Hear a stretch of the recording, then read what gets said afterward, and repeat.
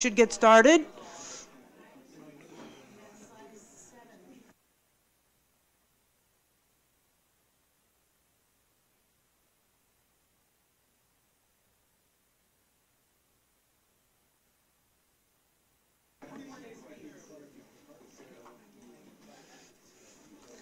All right, thanks and welcome everyone to the third meeting of the Policy Advisory Committee for the Portland Metro Area Value Pricing Feasibility Analysis.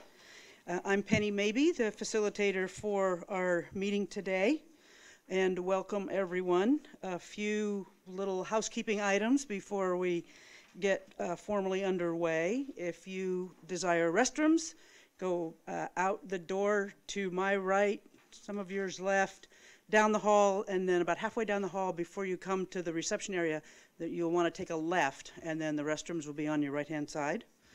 There are refreshments out in the lobby area where you signed in. And speaking of signing in, if you would like to make public comment to the Policy Advisory Committee today, please do go out there and get your name on the list so that I can know who we have desiring to do that. Emergency exits, as always, it's good to know where they are. Look for the red signs. We have one behind most of you. We also have one up here in the front corner by me. And of course, we can go out through these doors and to the right. There's a very good exit there. Welcome to everyone out in the audience here to observe the Policy Advisory Committee, fondly known as the PAC. We're glad to have you. And also welcome to those viewing us over the live streaming. Remind everyone that we are on camera. And for those who want to follow along digitally while in the room, we also have Wi-Fi. There's a sign on the back wall as well as over on the side wall, and I believe there's signs out in the lobby area as well with the credentials to access the free Wi-Fi. I think those are all my announcements. We collected a few of the PAC's binders that were left behind at the last meeting. So if you are missing your binder, let us know. I think we have them stashed up here in a corner. So if you need a binder, let us know. With that, why don't we start our morning with introductions. Again, I'm Penny Mabey with Enviro Issues, the facilitator for the advisory committee. And I'm Judith Gray, the project manager for ODOT. Good afternoon, Craig Dirksen, Metro Council. Anna Jarvis, Oregon Trucking Association. Derek Kransky with the Street Trucks. Ryan Winsheimer, ODOT Region 1. Vivian Satterfield, Opal Environmental Justice. Jessica Vega-Peterson, Multnomah County. Curtis Robinhold from the Port of Portland. Matt Hoffman, the Kroger Company. Sean O'Halloran, Oregon Transportation Commission. Orlando Simpson, Oregon Transportation Commission. Park Woodworth, Ride Connection. Ann McInerney Ogle, Mayor for the City of Vancouver. Chris Hagerbaumer, Oregon Environmental Council. Paul Savas, Clackamas County Commissioner. Phil Ditzler, Federal Highway Administration. Brendan Finn, City of Portland. Thank you, everybody. Glad to have you here. It's been a while since we've been at this table. And I think that's going to work. Yeah, there we go. Okay. I just need to remember where am I pointing. Wrong place. Up here, maybe. There we go. Wow. Okay, I'm usually better at this than that. So on our agenda today, we will get comments from your co-chairs. We'll have our public comment period. There has been an enormous amount of public outreach conducted since we last met, and you'll get an overview of the outcomes from that. We'll learn about the initial concept evaluation, looking at the concepts that we discussed at the last meeting, and then learn about what concepts are recommended to go on forward for further evaluation, and begin to talk about and understand potential mitigation strategies. So a lot to talk about today, which is why we have a longer meeting time. In your printed packet in front of you, you should have the meeting agenda, the presentation, an executive summary of the winter 2017-2018 community engagement work, technical memo 3, which enumerates the round 1 concept evaluation and the recommendations, and the meeting summary from PAC meeting number 2. We've also been emailing you a number of things, particularly the comments that come directly to the PAC email address, and I sent the latest batch out this morning to you.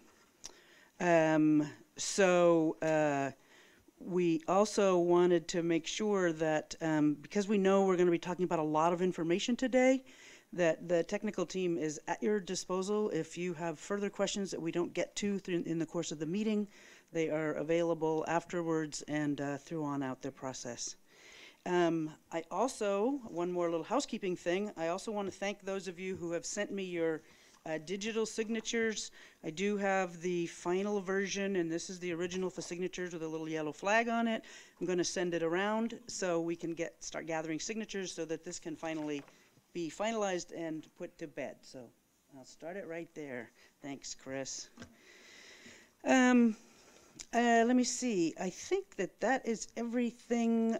Just one more reminder, because we are streaming. As you have questions or want to make comments throughout the meeting, please put your card up. But as soon as I call on you, remember to put it down, because we don't want to block your smiling, shining faces for the camera, because we are, remember, live on camera. So welcome, Pam. Glad to have you. With that, I want to draw your attention to the summary from meeting number 2. You've had that in your possession for quite some time via email. I didn't get any comments on it, I don't believe. Is there anyone that has any concerns with it, or can we make that final? Did you all have a chance to review it? If there are no comments, any objections to us making that final and posting it on the website as a final product? No objections? Then we will do that. We will make that summary final. Okay, with that, I think I'd like to turn it over to your co-chairs, Alondo and Sean. Great, thanks, Penny, and thank you all again for being here. Looks like we're halfway there. Looks like 3 more to go, I'm excited to really kind of dive a little deeper into where we've gone over the past couple months in the public outreach comment periods, and a lot of the elements that have been kind of brought to the table thus far, specifically as it relates to the concepts. But one of the things I would say as a transportation commissioner for the state is I am very adamant about hearing the diverse perspectives at this table. I think it's prudent that we voice our opinions, and honestly, I encourage disagreement on things, because if we were all on the same page and we're all having the same perspective, there would be no purpose of having this. So I want to make sure that we're being very clear and being very explicit, and everybody's being very opinionated, and their suggestions are heard, because as we get this back to the commission, we want to make sure that we've had everybody's opinion and perspective brought to the table so that we can put together a well thought out proposal for Phil and his folks at Federal Highway. So as we get to through this meeting, I am definitely going to be encouraged to hearing from everybody their perspective, right or wrong, it doesn't matter, but for the most part, making sure that we have a real diverse set of ideas and aspirations and goals as it relates to putting this together, because at the end of the day, again, I think we're all here to work for what's in the best interest of the public taxpayer and the users of our system. So thank you again. Thank you, Commissioner, and it's just nice that you're the 51% co-chair and I'm 49%. It's works out well that way, but it's good that I think that by the time we conclude this process that we make sure that all the interested stakeholders have had an opportunity to weigh in, and I don't anticipate us getting to a point where we all agree, but really what we're really doing now is looking at is this feasible? And if we come up with a yes answer to that, what does it look like, and what kind of plan would you come up with, and how could we implement? And I think it's really looked at how does it keep a focus on those people who are benefiting from our system and using our system, also investing in it, and how do we look at behavioral shifts that try to acknowledge the fact that our population has vastly increase the rate of growth of our spending in infrastructure. And we have a lot of playing catch-up to do, and can we create enough alternatives, whether it be through transit or cycling or carpooling or whatever else, and can we take care of our freight needs to move things to market, and try to make the system work a little bit better to improve people's quality of life, and assuming that people in the region, whether they be in Vancouver or Portland or in Eastern Oregon trying to get through, that we're trying to come up with some ways to address the pressure that's on this great part of the country to live in. So I think that's the objective, and just want to keep it in mind what we're trying to do, and we don't have a plan yet, and this process is still to figure out what is feasible, and if indeed we can impose value pricing, what are the models, and how would it work if we decide to say go dogs go, and try to make it work. But the input and the conversation is critical to that process and us getting to an outcome where we can actually take a vision and turn it into a plan. And that's the hard part, but the input's critical to the front end of that. So thank you all for being participants. Thank you to, excuse me, thank you to both of you. We did put this value pricing timeline slide up here. We wanted to make sure, as you just heard, we're halfway through your allocated number of meetings, this process that is a very important process. But if you look at this timeline, you'll see in the context of the overall process, this is the very beginnings. We are meeting 2017 and here into 2018. Then there will be staff work and a summary report done, and the report from the OTC will go to Federal Highways near the end of the year. And then as you can see, this long yellow bar, there's an enormous amount more of work to happen depending on what is heard from FHWA, what kind of process is suggested to move forward. There will be environmental review and more analysis, a lot more analysis, and implementation planning. So we are at the very beginnings, and so this is a very important jumping off point. But for those who wonder what comes next, there is a whole lot that comes after this process. So thanks. With that, I would like to ask from the folks out front, how many, if I have people signed up for public comment? You got it? Well, look at that. Boy, it comes at me from every direction. Okay, so we have 15 minutes dedicated for public comment, and I have 9 people signed up. So, yeah, so that's great. I'm glad to hear from you. And so I'm going to ask everybody to try and hold their time to about a minute, which can be a pretty long time. So if I could ask first Charles Skip Ormsby, followed by Ron Swearin, to come on up and try and hold your comments to a minute, please. I do want to make sure that we have enough time for public comment as we go through this this process, and I think that and clearly people can submit comment for the record that will be circulated, but and I know we need to keep it tight here, but as we move forward, I want to make sure that we just have enough time to make sure we've heard from everybody who wants to weigh in. And as we move forward with specific plans, we will see new stakeholders and interested parties, come into the mix. And I think going forward, we may need to add more space for public comment. Yeah. So just know if people don't get a chance to express their point of view here, we will make sure that there's ample ways for people to weigh in.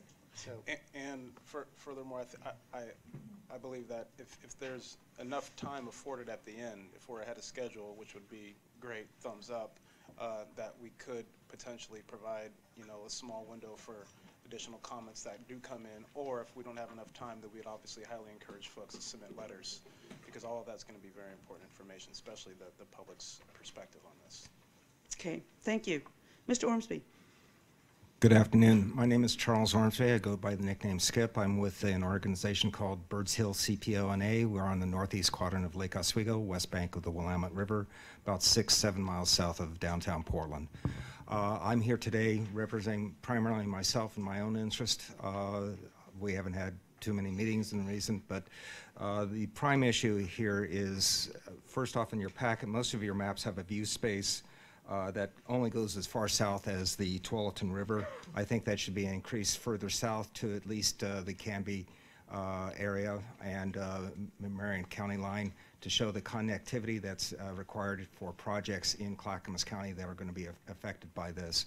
Further, I will be sending you commentary for developing a map for a map view space roughly from the Fremont Bridge down to Canby, Beaverton east to the Gateway Transit Center again, to show the needs of Clackamas County and the connectivity here.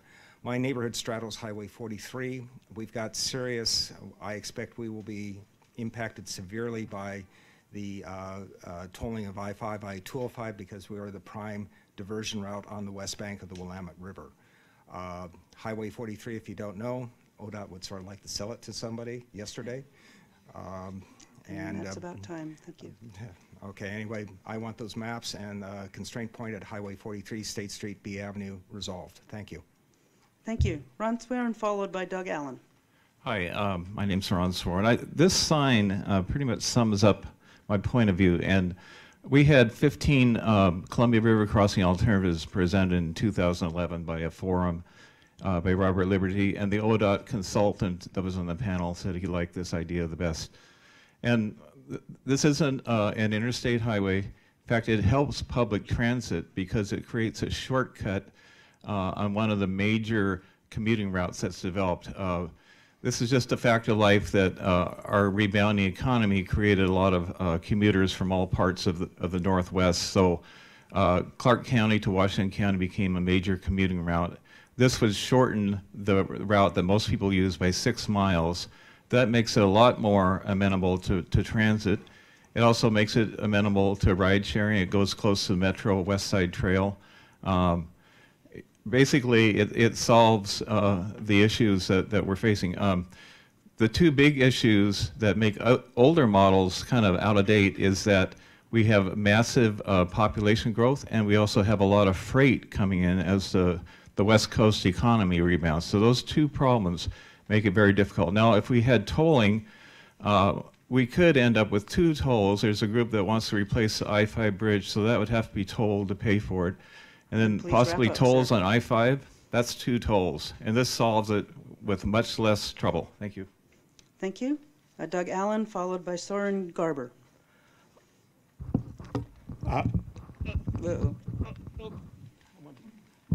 Get more my height, I guess.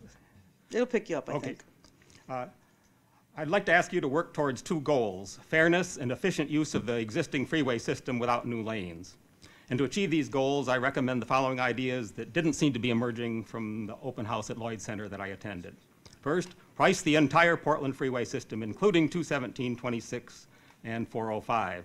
This should allow for the lowest tolls on individual users, and this broad look is allowed by HB 2017.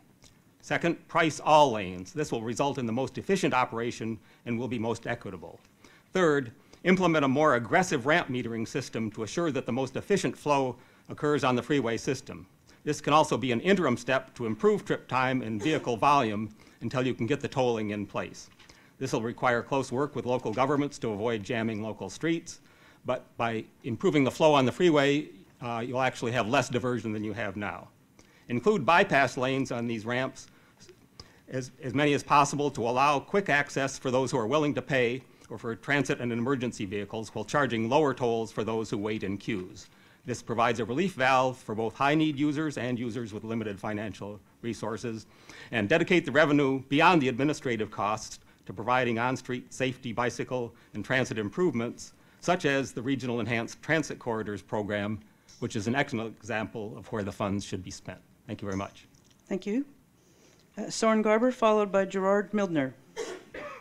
Hello, I'm Soren Garber. I'm a transportation planner has been completing studies and developing transportation projects in the region for about 25 years. And from that experience, I have a few observations I want to share with you all. You'll be navigating, there are 2 points I want to make. You'll be navigating through a lot of detail today. ODOT's done a great job of trying to match your schedule and putting together a lot of detail. And it's a lot to digest, and you'll need a lot of clarification. In my experience in the region, I've learned that it's also challenging for stakeholders such as yourself to advance some of the hard decisions. And it's natural for many to ask if there are other things we can look at besides the hard question. Many of you have already said so, but it's worth repeating that our traffic congestion has gone from bad to way worse. And that's despite the enormous and unprecedented number of investments we've made on both sides of the river in both corridors. Ryan and Chris can tell you more about those details, but in summary, we've added LRT systems, significant bus service, active transportation, interchange improvements, auxiliary lanes, ITS solutions on both sides, on both corridors, and connecting up to them. So as you look at the technical findings and imagine how potential solutions might work, recognize that we've really tried everything but pricing. My second point has to do with answering associated questions about equity, what we'll do with the revenue we might collect, and diversion. How we deal with them is essential to any success we might have, and that's been the case with all the other communities that have introduced pricing. But it'd be a great loss if we concluded this process only to say that we all agree that we need to do something about distributing our peak period volumes over the larger course of the day. Thank you. Many of you probably recall Neil McFarland saying that while the CRC process is over, that doesn't mean the problem has gone away. So I just want to conclude with, personally, I'm very proud that our legislators took the great risk of advancing this project into HB 2017 and excited that such a diverse group is going to take it very seriously. Thank you. Thank you. Gerard Milder, followed by Robinson Foster. Oh, brilliant. Thanks. My name's Jerry Milner. I'm the academic director at the Portland State University Center for Real Estate. I'm also the co-chair for NAIOP, which represents commercial and industrial property developers and owners. I think this is a great opportunity for the region to make its transportation system more efficient. The commercial real estate sector will be a main user of the toll road system that we develop and will be very supportive of that proposal. So I'd encourage you in your outreach to meet up with other commercial real estate associations, and I would encourage your system that you implement to be as comprehensive as possible. So a tolling system which would cover all of the lanes on both facilities would be far superior than trying to toll a single lane. Thank you. Robinson Foster. Robinson Foster, Executive Director, Steel Interstate Coalition. We already have a toll. It is congestion delay. Without alternative transportation, congestion delay will accrue again, and a fourth, fifth, and sixth lane will be needed. NEPA, National Environmental Protection Act, requires assessment of reasonable alternative transportation. See steelinterstate.org, S-T-E-E-L, interstate.org. Under the Projects tab, view the video, Land Ferry. Why would not a trucker want faster and lower cost transport A to B?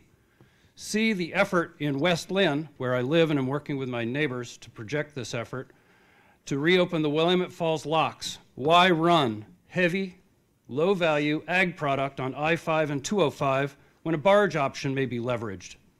And this freight leverages public transport by rail and river, creating alternative public transportation and recreation opportunities, economic development that Oregon needs. Again, please see steelinterstate.org. Thank you. Jerry Brask, followed by Brenda Perry. Thank you. I moved to Portland 25 years ago. I love the city. Recently moved to the Portland suburb of Vancouver.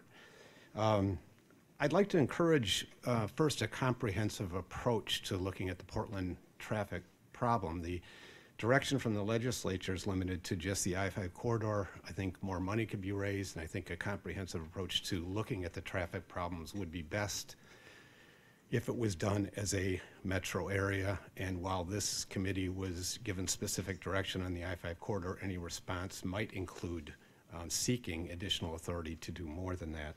My second point is only that any value pricing choice that's made, I hope you strongly consider adding lanes to I-5 or I-205. Improving the chance, it will help, and it improves the chances of success on whatever value pricing method might be chosen. So adding lanes, either one in each direction or reversibles have done well in other metro areas, I think is recommended. There's a transportation mantra right now that says adding lanes doesn't work or doesn't solve the problem. But simply relying on value pricing alone is the same mistake in reverse. You've got two tools, maybe more. It would be best to use all the tools in the toolbox and not narrow it down to one. So if the committee makes a recommendation, I encourage you to use both tools, add lanes. I think it increases the chance for success. Thanks very much for listening. Thank you. Brenda Perry, followed by Andre Baugh. Hi, can you hear me? Good. I'm Brenda Perry. I'm Council President of West Lynn. And we're somewhat in a unique position with these projects as we sit right in the bottleneck and close to the 5 freeway as well. And we already have the third lane of 205 running right the way through West Lynn as people try to avoid the congestion on the road. My concern is with this value pricing, we're going to see much more of that congestion as people try to avoid these toll roads and try to cut through our city to avoid paying the tolls, going over the old bridge, going along Willamette Falls Drive through Stafford. So I want you really to consider this. Also, with the value pricing, it's all very well, but I don't see tolling reducing the number of vehicles on the road. I would much rather see more emphasis on HOV lanes and encouraging less vehicles on the lane, on the freeways, putting more people in the cars and discouraging single riders. So please bear us in mind, and I would really like to see some outreach a little bit more down in our direction. I had to drive. I entered the 205 bottleneck and came up the 5 here, and do not anticipate with any great joy my journey home tonight, I can tell you. So if you could meet or talk to the cities down in that area where we are actually impacted, that would really be helpful, and I think it will be an excellent outreach. Thank you. Thank you. Andre Baugh, followed by Jim Zarin. Thank you, committee members. I'm going to be quick here. I've got much more I'll send you. The report you received today and evaluate lacks a comprehensive equity approach input and evaluation. Equity is more than Title VI executive orders, NEPA. It's about people, where they live and how they live and the opportunities they have to prosper in this city. Your approach falls short on many equity fronts, including income impact, housing, jobs, gentrification, schools, transit, health impacts. Equity is about how 45% of Portland is going to live in the future. Depending on what the pricing is, will depend on whether or not ODOT ships these people to other places, in whether it's in metro or it's out of the state. 45% of the people in Portland are considered low income, and I will send you a graph that shows you that. Additionally, there may be inconsistencies with the new Portland Comprehensive Plan, which goes into effect in 60 days. So, and I know today your consultants are going to say, well, many of these things will be handled at NEPA, but Portland is a complicated, interconnected system, and you have housing bonds and a whole bunch of other things trying to get done, and a lot of those efforts may be for naught, depending on what you make decisions around today and in the future. So I would ask you to think about equity in a measure that proposes, we ask ourselves, if the proposed actions, investments, and programs in your approach meet our shared measures of success. And I don't know what the shared measures of success of this project are. Thank you. Jim Zarin? Hi, I'm Jim Zarin. I'm from a group called, a nonprofit called Smart Equitable Approaches to Regional Issues, SERI. And I just want to comment on your process a little bit. I don't know how many more meetings you're going to have. And I appreciate that you give X minutes at the beginning of the meeting when we can all talk in kind of generalities. And it's great that the co-chair suggested that we have more time at the end if it's available. But if you think about it, the crucial decisions you're going to make during the meeting, people won't have a chance to comment on. I'm not smart enough to know how you should structure it, but what we get to do is talk to you before you make any decisions and then talk to you after you've made them, and don't really get a meaningful approach to some of the key decision points you're going to make during your meetings.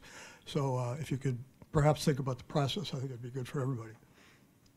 Thank you. That's all we have signed up. Is there anyone else who wishes to make public comment at this time? And I want to echo both of the co-chairs' point. We have comment cards out there. You can send comments in via email, via regular postal mail. There's all different kinds of ways that this committee would love to hear from you. The committee has an email address that, with all emails, that goes directly to them.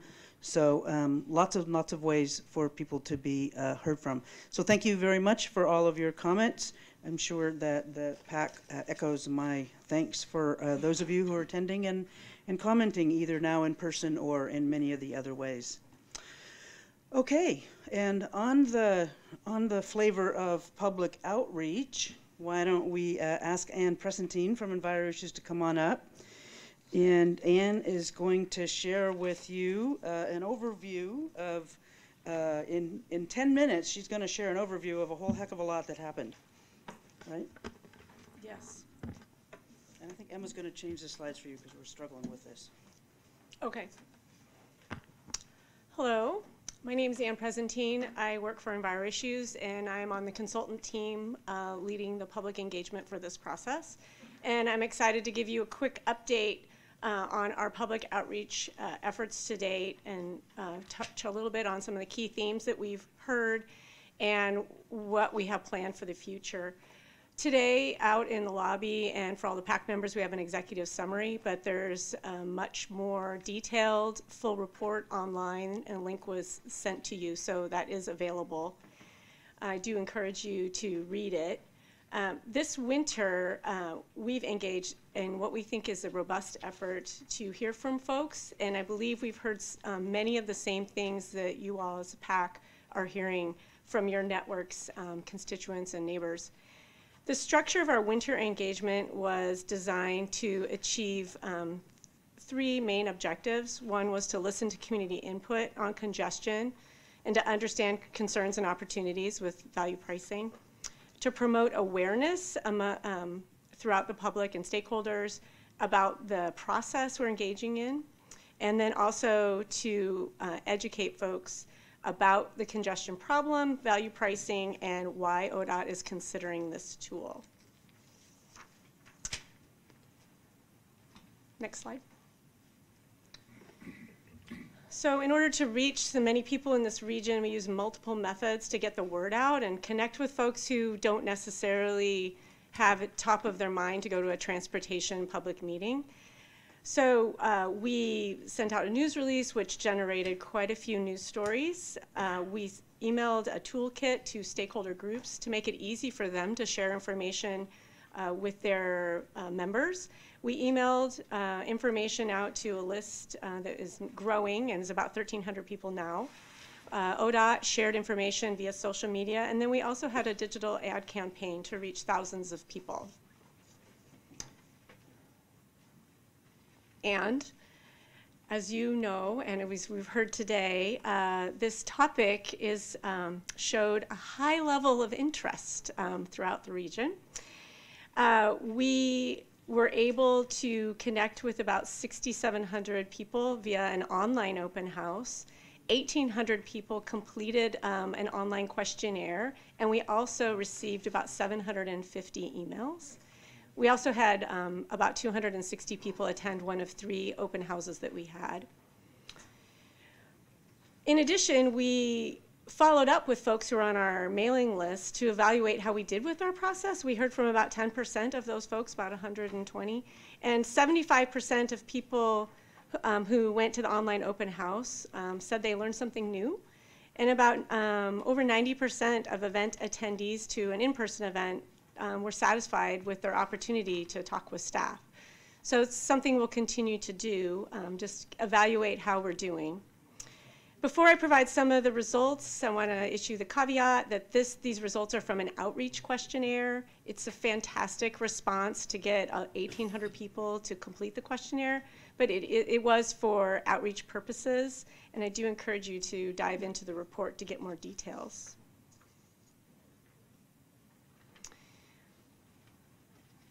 What we heard mostly was about congestion. It was the theme most often discussed, and commenters said that congestion negatively affects their lives in the open-ended comments that we received. More than 80% of questionnaire respondents think congestion is a problem on the two highways under study, and 87% of respondents think it will get worse. The image you have in front of you is a result of an online interactive map where people could put a dot on a location to identify where people experience congestion challenges. And we found that most of the dots are centered on I-5, a lot also on I-205, and most are in the center city. But congestion problems exist or are perceived to exist throughout the entire region.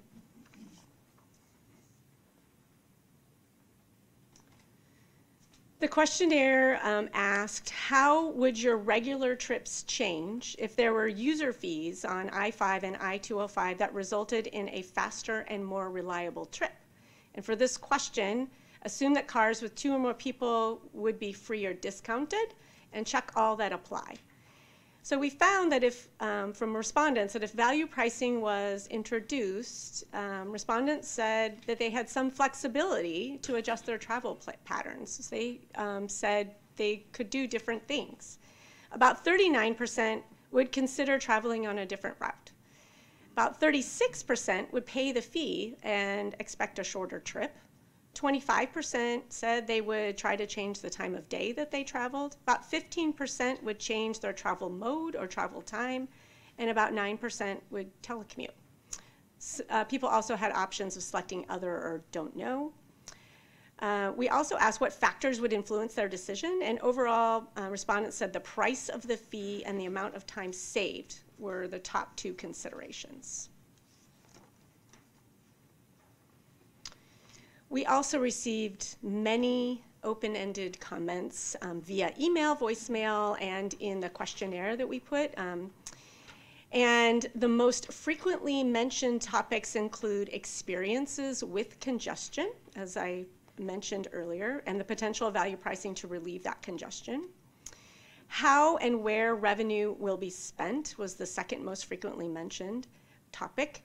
People were interested in or mentioned building new capacity, supporting transit, and addressing equity concerns. Fairness of value pricing, particularly those with limited travel options. Transit accessibility and the potential of transit investments needed to make it a viable alternative for some users. The adequacy of existing highway capacity, and the economic impacts of congestion and the potential economic impacts of value pricing. Those were all the top mentioned themes that we saw in all of the open-ended communications. Hey, Ann, quick question. On what you heard, the percentage breakouts, was there any requirement around people submitting maybe information related to zip code? Yes. Like in terms of where that perspective is coming from? Yes, we did collect some demographic information, including zip code, and all that information and sort of the breakout by zip code is in the report, in the back.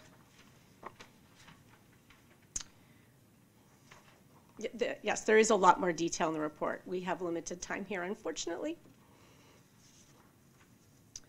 And now I'm on to next steps in my very short overview of a very intense effort. So we learned that people really want more information, and they have lots of questions. I mean, how and where revenue will be spent, what mitigation options are there, and what would congestion improvement really look like. These are some of the questions that really came up over and over again. So what we're planning for the spring is 6 discussion groups that are focused on communities of color and low-income populations. Those are now scheduled for March and early April. And we'd like to invite 1 or 2 PAC members to participate in those, so you could see what's happening and hear directly from some of the folks who have been invited to participate. In April, after your 4th meeting, we'll be holding more in-person open houses, and we'll also have another online open house to present the round 2 concepts and begin to discuss mitigation with the community. And we will also update that outreach toolkit that I mentioned previous to make it easy for community organizations to get the word out to their members. And then, of course, we'll continue to give presentations as requested. We'll keep the website updated, and then we're accessible all the time via voicemail and email. And with that, I'll open it up to any questions. Ann. And is there an opportunity for any of these to come to Vancouver? I see they're all in Portland. Oh, what you're looking at is the schedule for the 6 discussion groups related to our communities of color and our Title VI low-income populations. So that's just the phase for March. And then we're still trying to figure out where we're going to go in April for the open houses, such as we had in Vancouver last time. But you don't have any discussion groups planned in March for Vancouver? We do not. We are working directly with some community liaisons who are reaching out to their networks, and they went ahead and scheduled those, and they picked the location. We did, though, ask that they make sure they include people from all of the counties. So they chose the locations, but we do want to hear from, the discussion groups will include participants from Vancouver as well. Right, and we need some after work hours in Vancouver. I notice these 5, 5:30, 10, and 3, we're going to need to have that opportunity on the north bank of the river. Okay, thank you. And I want to clarify if I can. So the schedule that we put on the table for the PAC members are facilitated meetings that are being conducted by the community engagement liaisons, and so they are limited person. They're not publicized. I think that they have like around 20 people or something like that. I'm looking for April's guidance back there. So we have room for about 20 people, so they are pre-identified participants. But we want to make room and include members of the PAC if you're able to attend. So that's why probably the locations were chosen as they were, because they are facilitated discussions of pre-identified groups to get this broader representation. Sure, and we would appreciate the opportunity to have that same opportunity on the North Bank. Thank you. Paul. Yes, I'm kind of impressed by the turnout responses from Clark County. That's a fantastic showing. And I don't want to dismiss that or discount that by any means. But if you could go back with like 1 slide or 2, the one with the bar charts at the bottom. Yes, that one there. So I mistakenly added the 2 lowest columns together, 36%, 39%, and came up with 75%. Realized if you add them all up, it comes up to 139%. So it's not accurate. I guess what I'm trying to derive out of that, and my point here is, and even by the public comments here today and the public comments contained, which I read almost all of them, I've been reading quite a bit, that where you live in the region seems to impact your response and your situation. I think that's fair. That's a very fair statement. And it's very clear that the alternatives and the public comment about that and what they would actually have a choice of doing here on these bar charts. How many people will change their travel mode? 15%. How many people will carpool? 15%. So I just want to highlight that I think it would be valuable maybe to some degree to understand what those responses are in different areas or territories of the region, whether it's by zone, not by county, but by zone per se. to better understand what those impacts are. But I think if I'm not sure how much of that data is going to be talked about here today, but it's very clear that the alternatives in some of the regions are significantly different. In Clackamas County, access to transit is extremely challenged and low, whereas in the northern part of the region, south of the Columbia River, it's very high access to transit. So that's an inequity that I'm not sure we'll be able to get at here today, but I want to highlight that. Thank you. Annie, did you want to respond? I have a couple of clarifying things. For this particular question, people could select all that would apply. So it's possible that somebody would choose a different route sometime and they would pay the toll another time. So that's why it didn't add up to 100%. They didn't have to just pick their top one. And we do have more data in the back of the report. One of the appendices breaks it out by zip code. It's by zip code, not by zone. Any other questions for Ann? Yes, go ahead. Just have a quick question around the focus groups that will be done with specific groups. Will they be done in language or bilingually? Yes. Okay, and is there, I happen to be curious because I am bilingual myself and I recognize sometimes that technical terms don't get translated accurately or correct. Will you have a glossary of some of those terms for review? I'd like to chat with you about how we would do that. Thank you. Judith is writing that down. Anyone else? Okay, thank you, Ann. Appreciate it. So with that, we're going to turn our attention to the more technical side of the equation. And I would like to get both Chris and David up here. And that would be, I've lost his name, Chris Swenson and David Ungama, both from WSP. Yeah, you better come this way. We've got a little bit of equipment on this side. You almost had somebody in your lap, Chris.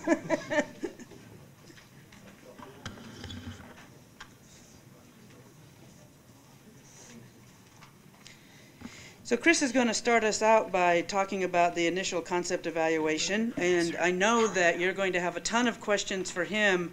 We've asked him to be pretty brief and high level because it's when we get into the next bit that David is going to lead that we think is going, a lot of what you probably will ask will become clearer. So, where'd you go, Chris? There you are. So I'm going to ask you to, even though it's always tempting to try and ask things during the presentation, let him get through his slides and then we'll take your questions. All righty. Good afternoon. It really is a pleasure to be out here in Portland, as you probably can tell by the way I talk. You have to be in front of the mic. Because it's on video. We're live streaming it. All righty. I'm Chris Swenson with WSP. As you can probably tell by the way I talk, I'm not from around these parts, but it's very pleasant to be up here in the northwestern United States. I've been involved with value pricing since 1998 when I brought the third value pricing project in the country online in Florida, and it was actually the first one to impact all lanes. So I've been doing this for a little bit of time. All right. I am going to go relatively short. I'm kind of like the trailers in front of the main feature of the movie. So I know you want to get to the actual proposals, but I do want to spend a little bit of time on how we actually did what we did. We did have the overall project area defined by the legislature, and it goes obviously from the Columbia River down to the I-5-205 interchange. Recognizing that that's not a totally homogeneous area. I-5 and the Rose Quarter is much different than I-5 down near the 5-205 interchange. We did break it into segments so that we could take into account those differences. We based it on 4 major issues. One of them is traffic operations. We've got to see, is it going to work? Is it going to actually do anything? The next is, what can we do with alternative forms of transportation? How does it benefit those? Next, can we build it? What are the physical constraints that we have to deal with? And those vary tremendously through the corridor. And in the overall scheme of things, we also looked at the impacts that would potentially be on the environmental justice communities in the overall Portland area. They carried a little heavier weighting than other things. We did an average score for the three of all the pairs, and there's a reason we did that. We got tremendous amounts of information out of the traffic model. I think we got about 8 or 9 different factors that we could rate. A lot less when you're looking at capital costs. It's basically one. Alternative modes, are alternative modes available? Could they be made available? What we did not want to happen was that the traffic operations would totally overwhelm the overall selection process, so we averaged them into these large groups and then equally weighted those groups so that we did not overwhelm things just with how well would it work. You've seen these concepts before. I believe that you all actually decided these in the last meeting that you had. One is the baseline, no improvements whatsoever. It's what's out there, not only today, but in 2027, the improvements that are already planned in the RTP. Next would be tolling all facilities on both 5 and 205, then converting one lane to a managed lane on 5 and 205, building a new lane, concept number 4 on both 5 and 205. And then we move into 4, what I call hybrid concepts, where we took some from column A, some from column B, and put them together to see how they would work. The baseline conditions. I'm not going to tell you anything that you don't already know. You've got severe traffic congestion here in Portland areas. It's definitely worse on some areas of 5 and 205 than it is on other areas of 5 and 205. You have what we call hyper-congestion going on, particularly on I-5. And let me explain a little bit about what hyper-congestion is. That is a situation where it's not just that traffic is a little sluggish, you're moving at 35 or 40 miles an hour, but you're getting there. It's a situation where your flow breaks down completely on your corridor. I mean, the worst case, you'll see it for a couple of seconds at a time, is when you're literally stopped on the freeway in stop and go traffic. We've looked at actual traffic counts, and the congestion is so bad, particularly on I-5 Portland North, that instead of moving the 1,400 or 1,500 vehicles per hour that you should be able to use, you move at about 700 vehicles per hour during those off-peak times. It's kind of a hard concept to wrap your head around, but when you see a tremendous amount of vehicles on the freeway, that does not mean that you are moving a lot of vehicles through the freeway. And in your worst congestion, you are actually about cutting your capacity in half. Some of the initial work on this was actually done in Washington State by Doug McDonald when he was the DOT secretary up there. They saw very similar things in Seattle, so it's not unique. Your traffic speeds drop to around 10 miles an hour. It just isn't real good. But again, I'm sure I'm not telling you anything that you don't already know. Sure. Okay. So let's get to the actual concepts that we tested. And the first one is we'll toll all lanes and variably price them, value price them on both I-5 and 205. This actually tested very well on most segments of 5 and most segments of 205. The blue is excellent. The yellow is pretty good. The orange, we're starting to get a little funky, and red is not that great. Now, I'm going to take a very quick moment here and talk a little bit about professional judgment. And we know, for instance, that you really should not be reducing the number of trips that you're seeing on the roadway. But the model doesn't know that, and sometimes it would.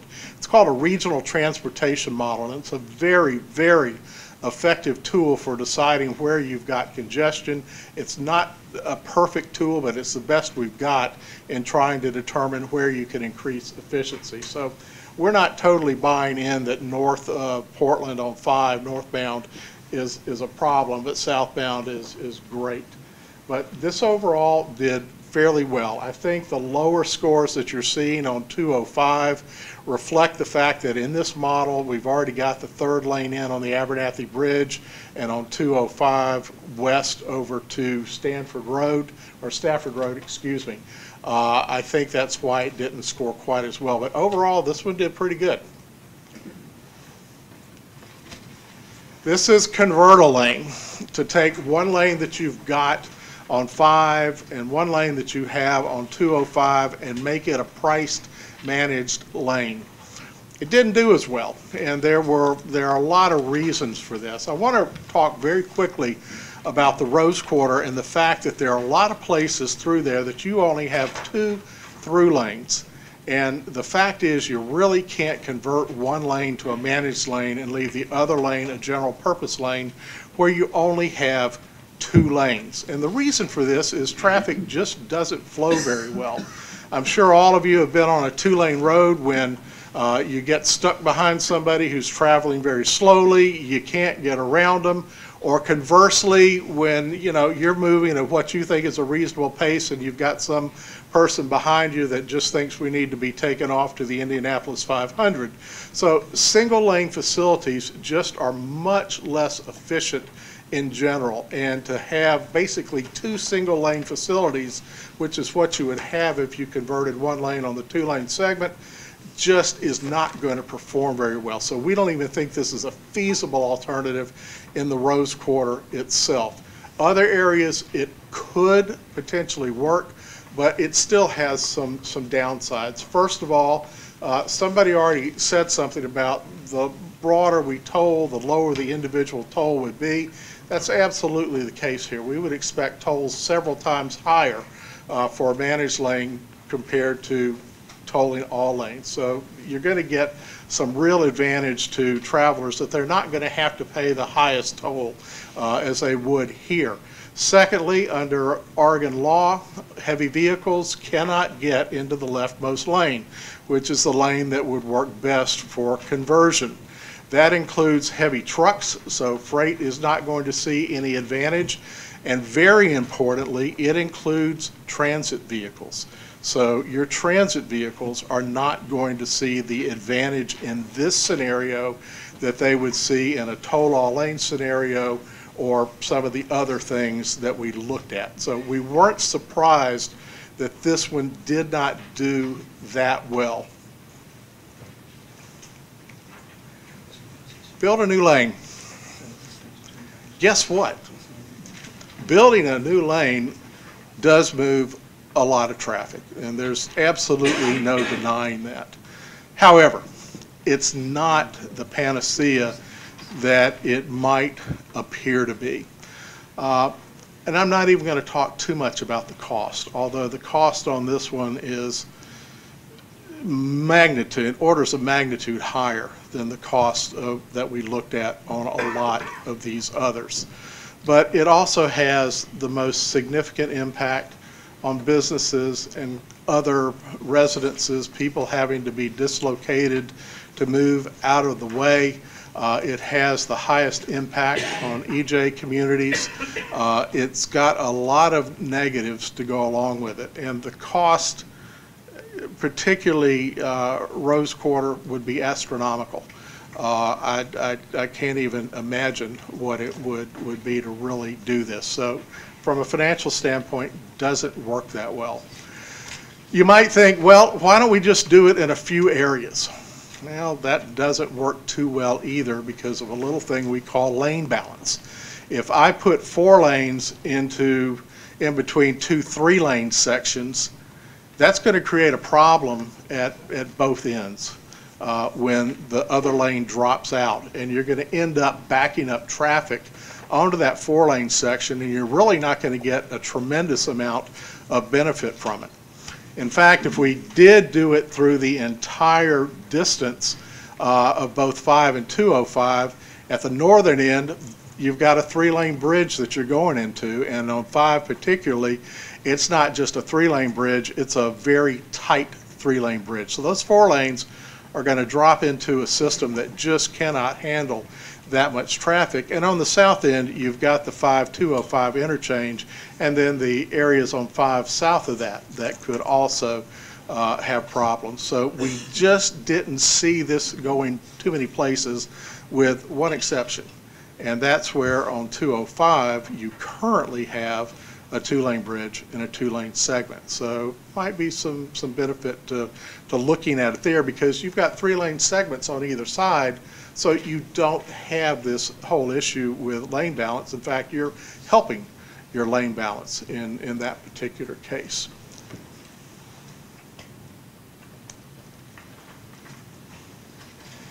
We now move into what I call the hybrids.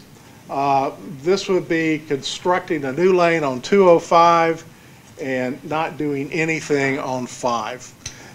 Again, not surprisingly, if we didn't have all the problems with lane balance, and we didn't have all the problems with price, and we didn't have all the problems with community impacts, we could move some pretty significant traffic on 5. One thing the model did that we don't quite agree with is it did try to force some traffic from 205 to 5 to avoid the toll. I'm just not sure that that realistically would happen, but it is what the model is showing us. But using professional judgment, we're not buying into that. So we don't think there will be tremendous impacts on 5 from this, at least not to the extent that the model is showing us. But there are a lot of other reasons that this one did not make a tremendous amount of sense to us. Tolling all lanes on I-5 versus not doing anything on 205 showed pretty good on 5. And that area that we had northbound, and this is one of the reasons we didn't quite buy off on it when we looked at the whole thing, everything's looking really good. So it'll work. We are seeing some diversion to 205. I think if we told it right, we might not see that. It could be a good interim step at some point, but we like other things a little bit better. This gets into converting a GP lane. Again, we just don't think that's a viable option, particularly on 5. And a toll all lanes on 205 does bring about some benefits, but again, we think there are other options that are better than this particular hybrid.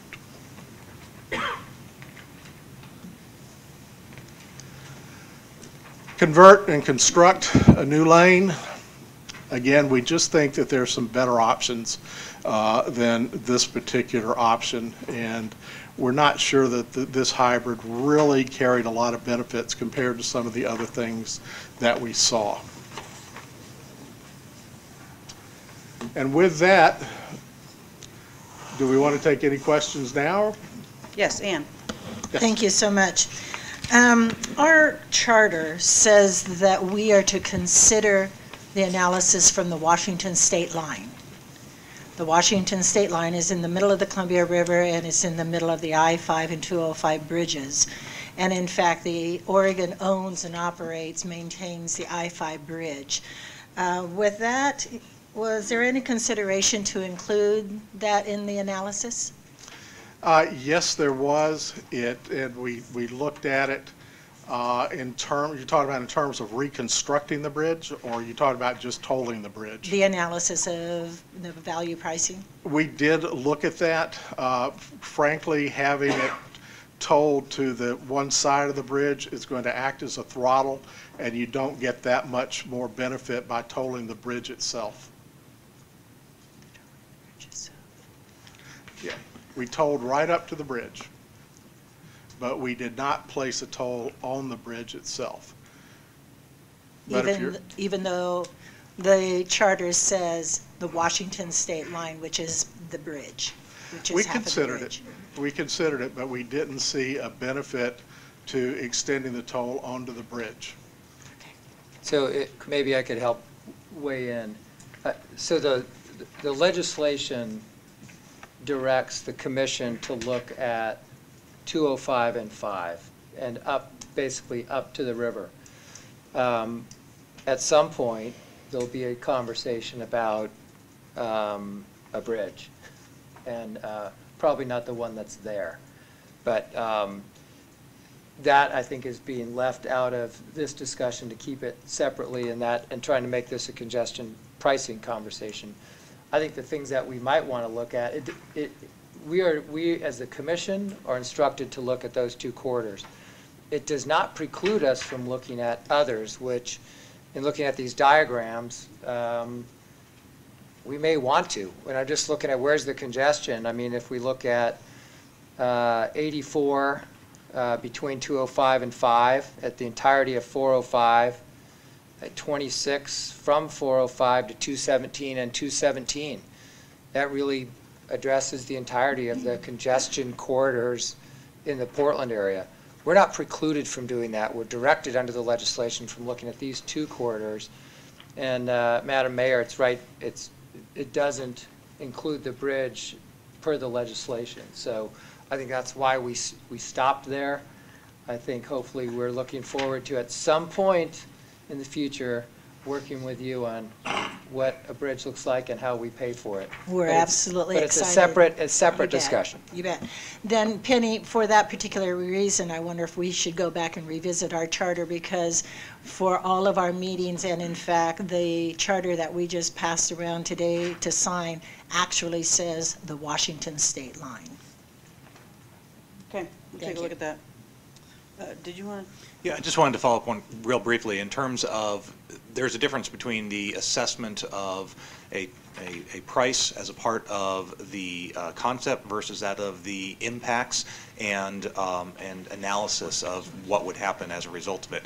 In that context, in the latter, the analytical tools that were utilized in the modeling actually does assess impacts beyond just the point of the last toll, and that includes to the north of I-5, it includes the north of I-205, it also includes south of where the two facilities come back together on the south side of the metro area. We do have the analytics for the impacts of those points beyond, and those are inclusive within the analysis that Chris just presented. So it would pick up north of both bridges and Highway 14? The impacts to travelers, so Right. how would travelers respond to the prices, but the prices were not assessed on the bridge. Right. Neither were they assessed south of the I-5-205 junction. Okay, thank you. Does that change your thought about the charter? No, absolutely not. All right, okay, Yeah. thank you. Craig? One comment in response to the mayor's question and then a clarification question. Because your presentation is based on traffic operations, what I heard you say is whether we begin tolling in the middle of the bridge or if we're beginning at the south end of the bridge makes no difference to traffic operations. Correct. But I recognize maybe perhaps the mayor's concern that if the tolling were to be, the pricing were to be based on, say, a per mile toll, then whether that toll begins at the state line or at the south end of the bridge, when you're looking at a commuter's monthly cost, that could be impactful. So that maybe when we're looking at pricing, that's a concern, not so much when we're looking at operations. My clarification is if you go back to concept number 2, the priced roadway, I just wanted, I wasn't sure I heard you correctly, whether you said that this operation scenario is or is not based on assuming that I-205 gets the third lane over the Abernathy Bridge and over to Stafford Road. That was in the model. So the model we're seeing here is with that improvement in place. Yes, which means the congestion is a little bit lower, which means pricing is not giving you as much benefit as it would if congestion were higher. Thank you. Janet? Thank you. I think I had a question. Sorry. I think I had a question on concept number 2 as well. But before I get into that, I just wanted to note that the conversation we had on the I-5 bridge, and I sat on that legislative work group a few years ago, kind of came down to, well, we can fix the I-5 bridge, but then we'll have all this congestion at the Rose Quarter. And so a big part of the purpose of this legislation was to address some of the congestion in other areas, so that when we get around to having the conversation on the bridge, that isn't a constraint in the future. But given that, your statement about any kind of additional capacity on I-5 at the Rose Quarter, I was a little confused about. I think there's been some discussion, not necessarily about adding a lane, but adding different kinds of access points, or because you have all the official terms, egress, all Egress, that. egress, yes. Yes, all of that, but trying to handle the traffic flow differently through that corridor there. You've mentioned that where you go from 3 lanes to 2 lanes, and then 2 lanes back, that's what we have there already.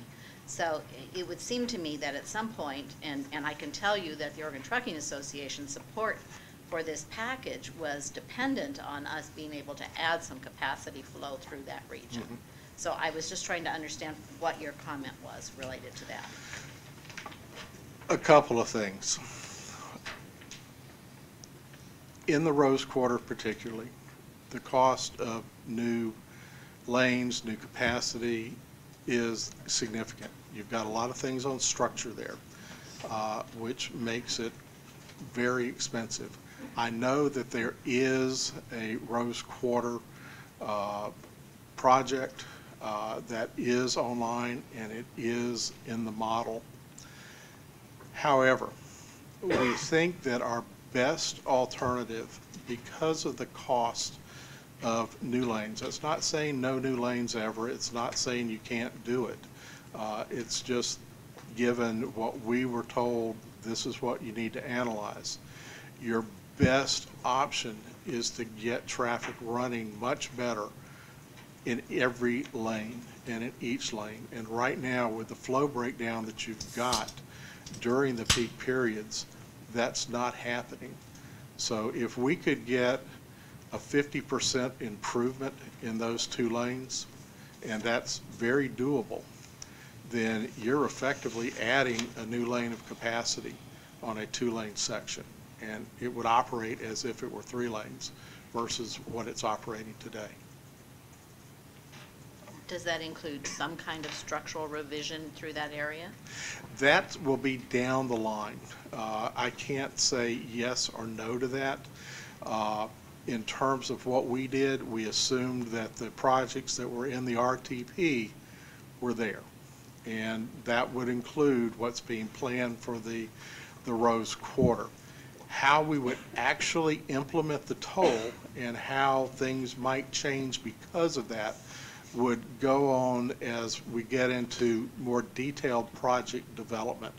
Our role right here was to take about 40 centerline miles of roadway and come up with some viable options. So I'm not going to sit here and tell you that we did, detailed analysis in a specific area. At some point in the project development timeline, that would need to be done. And one of the things we'll have to look at is, would people make different changes in where they egress and where they ingress the roadway? And that might, I don't know, might change the way things are on 1 or 2 exits, on the entire area. I just don't know. We're not there yet. Thanks. Paul, and then Ann, are you up again? Yes, I am. Okay. Thank you. Paul? Okay, well,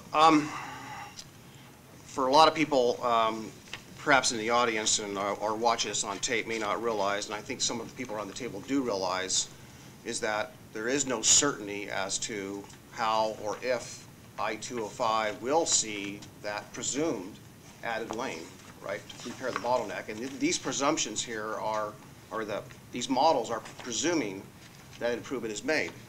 And I think what I'm battling more in my community, the county that is that a lot of uncertainty as to the future. A week ago Monday, the legislature House Committee on Transportation met, and they were presented with a cost to complete for I-205, but there is no path to funding that. We are talking about a regional bond, and there's not any commitment in a regional bond in the future, no commitment or indication of any commitment that 205 will be funded there either. So there's no commitment whatsoever, but yet we're presuming there is. So I guess what I'm struggling with is that that's a large factor and into how we go forward. Friday morning, we'll be having our last regional transportation plan discussion with regional leaders. And it's been suggested that I-205, in fact, would go from a high priority, to a second tier, further indicating that there's less certainty and political will to fund I-205. So I'm a little bit troubled that we haven't identified that and we don't show a path, but yet we're presuming in these models that these 8 options here, that it'll be funded. And the last thing I'd like to say is that I appreciate the general overview of this, but I think it'd be valuable for a lot of people, so I can explain to people, especially people that went to the open houses, to say, why aren't you moving forward on option concept 1, 2, 3, or 4? 4 especially, because 4 might look attractive. It does. It actually looks really good. As an engineer-minded person, someone would say that's what you ought to go to. And as you mentioned, I think it was very expensive. But what is very expensive? And I think we have a responsibility to identify what those costs are. So I would really I think we ought to be factoring that and not just dismissing that without any financial analysis. Thanks. Ann? Yes, as we go into the next section here and talk about the technical piece of this, could you give us just a brief mathematical explanation of how you came up with these numbers, and did you use averaging, did you use mode, and that type of scoring value? I want to make sure, are you talking about the numbers that are actually in the spreadsheet? Yes. Okay. Thank you. Again, a lot of this was based on the regional transportation model, the Kate version. Apparently, and I like this, having spent 25 years in Florida, y'all name them kind of like we name hurricanes. This is the K version. It started, I would assume, with Able or something like that. And that model was run for the baseline condition, which is the projects that are in the 2027 plan are in. We made no other improvements. There were no tolls. There was nothing else. And it was just run. We then put it into a model called the TOM model, Traffic Optimization Model, that does a little bit better job of understanding that there is a limit to the number of vehicles that can go through any roadway over a particular period of time. The regional model, if it said we've got to put 90,000 vehicles an hour through a one-lane road, it would do it. It's just the way that model's designed. Obviously, that's a ridiculous example, but we did bring it into the TOM model so that it could understand that queues would develop and that traffic flow would break down. We then did the same thing for each of the alternatives that we showed. It went through the Kate model and then it went through the TOM model. At that point, for the quantitative information such as the throughput in terms of both vehicles and persons, the speed differential if there was just a managed lane and then other general purpose lanes, all that was literally just a mathematical operation where we would take the average on a segment and on 205 and we'd take the baseline and we'd subtract it from whatever that same segment showed from each of the various alternatives that we looked at. So if, for instance, let's just take southbound I-5 from the state line down to North Going Road, let's say, and I'm pulling these numbers out of the air, I don't have them memorized, but let's say in the baseline it carried 3,500 vehicles during the peak period. In concept 2, it carried 3,000, let's say. We would see a difference of 500 vehicles, and that would be what is recorded. We did that for person throughput, vehicle throughput, time of travel, freight time of travel, and several other alternatives. And then we said, okay, top quartile is going to be, it's going to get a 5, mid quartile it's going to get a 3, next quartile down, etc. So that's how that actually all was done. Now, we did have things in there that we consider qualitative at this stage because there is so much to analyze, and that was done based on engineering judgment to some extent. It was done looking at aerials to see whether there was room to do these various alternatives, and it was put in that manner, and it received a 1, 5, or a 3, depending on where it was. Did you remove the outliers? No, because there really aren't any outliers in a model like this. You've got a continuous roadway segment, so to say that, you know, I've got an outlier up north of Portland on I-5 and I don't have one down south, even though I may have dramatically different volumes, that does not make them an outlier. What we did do was make sure that basically the model would give something that would be considered a reasonable answer. And in some cases it didn't. And that northbound in concept 2 between North Going Road and the bridge, where it said we were going to get a tremendous diversion, did not make sense compared to what we were seeing in other areas. So we would override an unusual result with saying we need to keep this in mind. Thank you so much. Thank you. Eileen.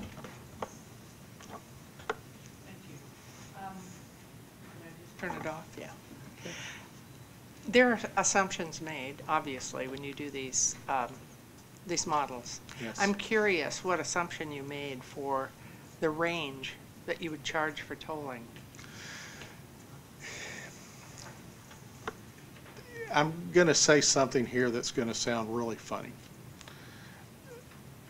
That doesn't matter at this point in the study. And here's why. If you were to do any of these projects, you're not just going to flip a switch and say it's going to be all wonderful. You're going to see what happens, and you're going to adjust your toll to maximize your flow. And until, so basically what we're looking for is some indication of how the traffic will react to a toll. And we did not pay in this very broad look. We did not say we got to have this certain toll and it's going to be this, because the toll is going to vary by time of day. It's going to vary by location on the roadway. I guess the question still is, it will vary, it may vary time of day, etc. But certainly there is, there will be a result from various pricing of tolls. The less the toll, maybe people will not, you know, try to find some other way. The more the toll, perhaps they'll decide, you know, my pocketbook can't afford this, I can do bus rapid transit, that kind of thing. So I think it's important to be thinking as we even move through this, what sort of range are we talking about? And I'm sure that's maybe dangerous territory to go into right now, because once you say something like that, that becomes the answer. But it does. I would think it would be important in some of this analysis. And it will be. And I'm not saying it's never going to be done. What I am saying is at this point, we're way too early in the process to make a prognostication of what kind of toll is going to be required. Now, one thing I will say, and this has got to be kept in mind by everybody, is the toll, if this were to be done, if we were to get down the long path that we're on here and it were decided to go ahead and implement a toll, that toll is going to be set to maximize throughput. It's not going to be set to chase people off. It's a very difficult thing to get your head around, but we're looking at imposing a toll to manage demand, not take demand and kick it off the freeway. So it's going to be set as low as it possibly can be and manage the demand. I think there's one thing worth mentioning too, is in terms of the analytics for the price itself and where the toll rate is assessed. The more vehicles that the that the price is assessed upon, the lower the overall price it would be. So it's when you're managing a set amount of capacity, the more individual vehicles that are subject to that management tool, it's going to have an effect of reducing the overall effect. The opposite is true. If you give a lot of free use, incentives, limit the number of lanes that a pricing is applied to, then you're selling less and less capacity through that price. And as a result, the price is going to be a lot higher because that's just rationing. So as part of the analytics that Chris had mentioned in terms of the performance measures in the spreadsheets, excuse me, they're all compared to the baseline condition. And that baseline condition involves essentially a comparison point for all the other concepts. So when we're looking at the use of the TOM model, the toll optimization model, as a first round tool, it's really to say, if pricing were to be deployed, how well effective is it at achieving certain benefits? Those benefits being throughput, travel times, travel speeds, etc. And if we see then a disproportionate level of benefit relative on one segment versus that of another segment, then that was something that stood out to us as being, this is a corridor that's worth looking at. This is a segment that's worth looking at. This is a concept that's worth looking at. And you're going to see that here in a moment in the 5 revised concepts. When we look at the revised concepts, then we're really digging into the details as to what it would take in terms of not only the pricing, but also complementary strategies to enhance the effectiveness and to achieve those benefits over time. And it's at that point in time, at the conclusion of the round 2 analysis, which you'll see in, I guess, Penny, it's what, a month and a half, 2 months or so at the next meeting. That's when we're going to start digging into the details as to what the tolling really would mean, both in terms of what the price would be, what would be some of the revenue generation possibilities. We would talk about what the impacts would be, some of the mitigation. We'll talk here in a moment about some of the equity considered, issues that we think are going to be relevant for this type of round 2 of analysis. And so many of these questions, I think, are really going to get more relevant in these revised concepts than they are in the very high level concepts that's being presented here. Thank you. Chris? Kind of a technical Microphone. question. Kind of a technical question as well. Maybe the model doesn't do this at this point, but part of the reason why we look at demand management tools are that we know that there's a lot of discretionary travel. It boggles my mind. I wouldn't go out through the Rose Quarter at 5 p.m., but some people do, I think, because they just don't value their time in the same way as others.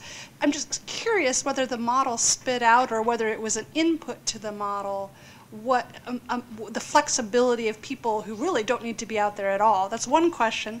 And then the second, it might be useful to describe, when I first heard about congestion pricing a long time ago, I learned that congestion is not linear.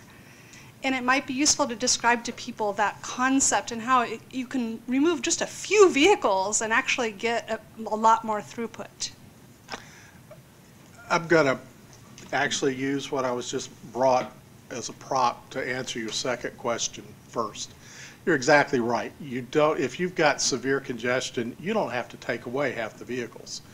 And the analogy that I've used before with some success is it's like filling a cup of water. I can fill it 90% full, no problem. I can almost do that with my eyes closed. When I want to get it right up to 100%, that gets a little bit difficult. And traffic flows exactly the same way. If I've got 90% of my capacity, life's good. When I start getting up around 100%, it gets a little tricky. I really can't make any mistakes in the traffic flow. But just like filling a glass of water, if I try and go to 105%, I've got a mess. And that's the same way with traffic flow. You could have as little as 5 or 10% too many vehicles on the road at a given time and have severe congestion. We don't have to move a lot of vehicles. In fact, we don't have to reduce the number of vehicles on the road. What we have to do is keep them from getting on there all at the same time and clogging it up. Doug McDonald, who I talked about earlier, had something he called the rice challenge. And he would say, this is like pouring rice through a funnel. If I pour it in at a nice, even pace, it gets all through and goes through quickly. If I dump the whole box into that funnel at once, it clogs and nothing happens. And that really is the same way. You asked about whether or not the model was sensitive to the type of trip. And so I'm going to tell you a definite maybe. Here's how it works. The model does break down various trip types.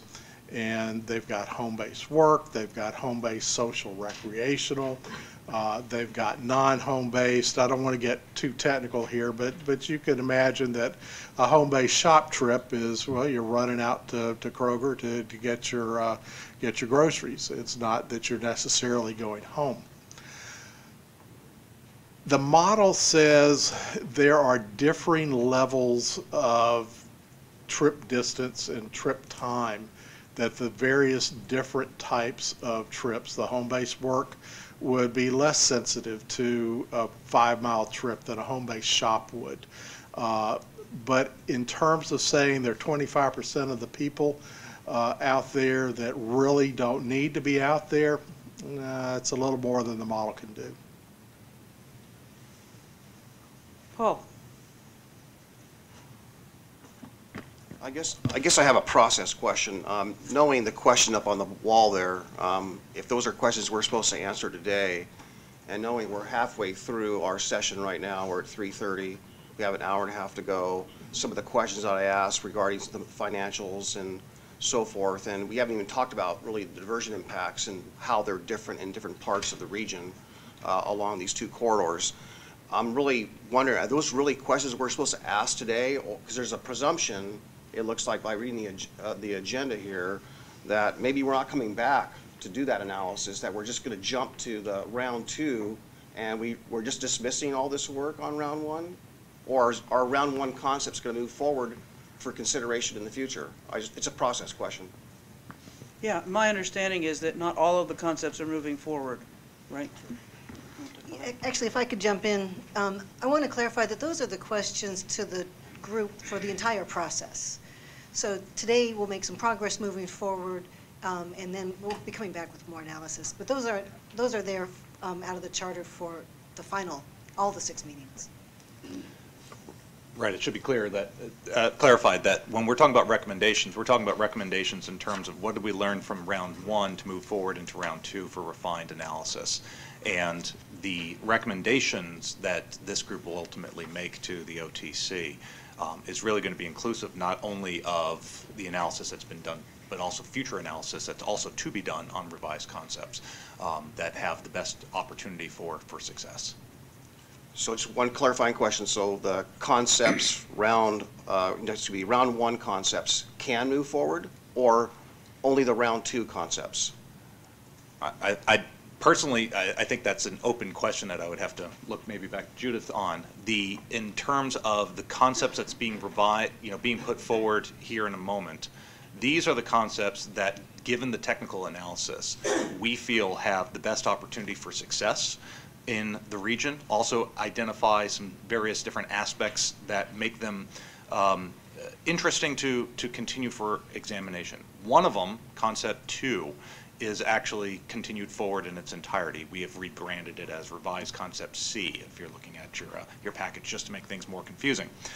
That's pricing all the lanes on both I-5 and I-205. We also have some different alternatives that reflect either conversion scenarios, that reflect new capacity scenarios, that reflect something on the north end, a little bit on the south end. So these are different scenarios that have the greatest opportunity for success and benefit from an early implementation of congestion pricing.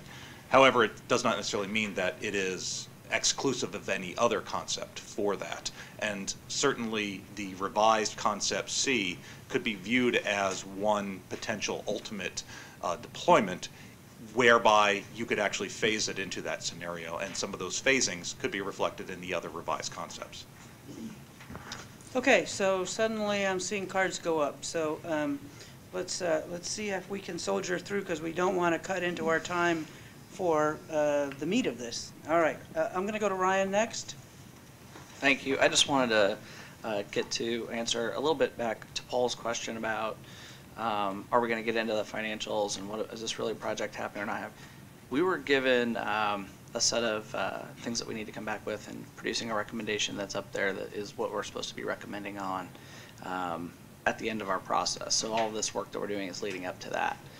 And in that, we have certain assumptions. One of the assumptions is that all of the projects in the RTP through 2027, right, are being constructed, and they're part of our no-build model, and they're part of our build model.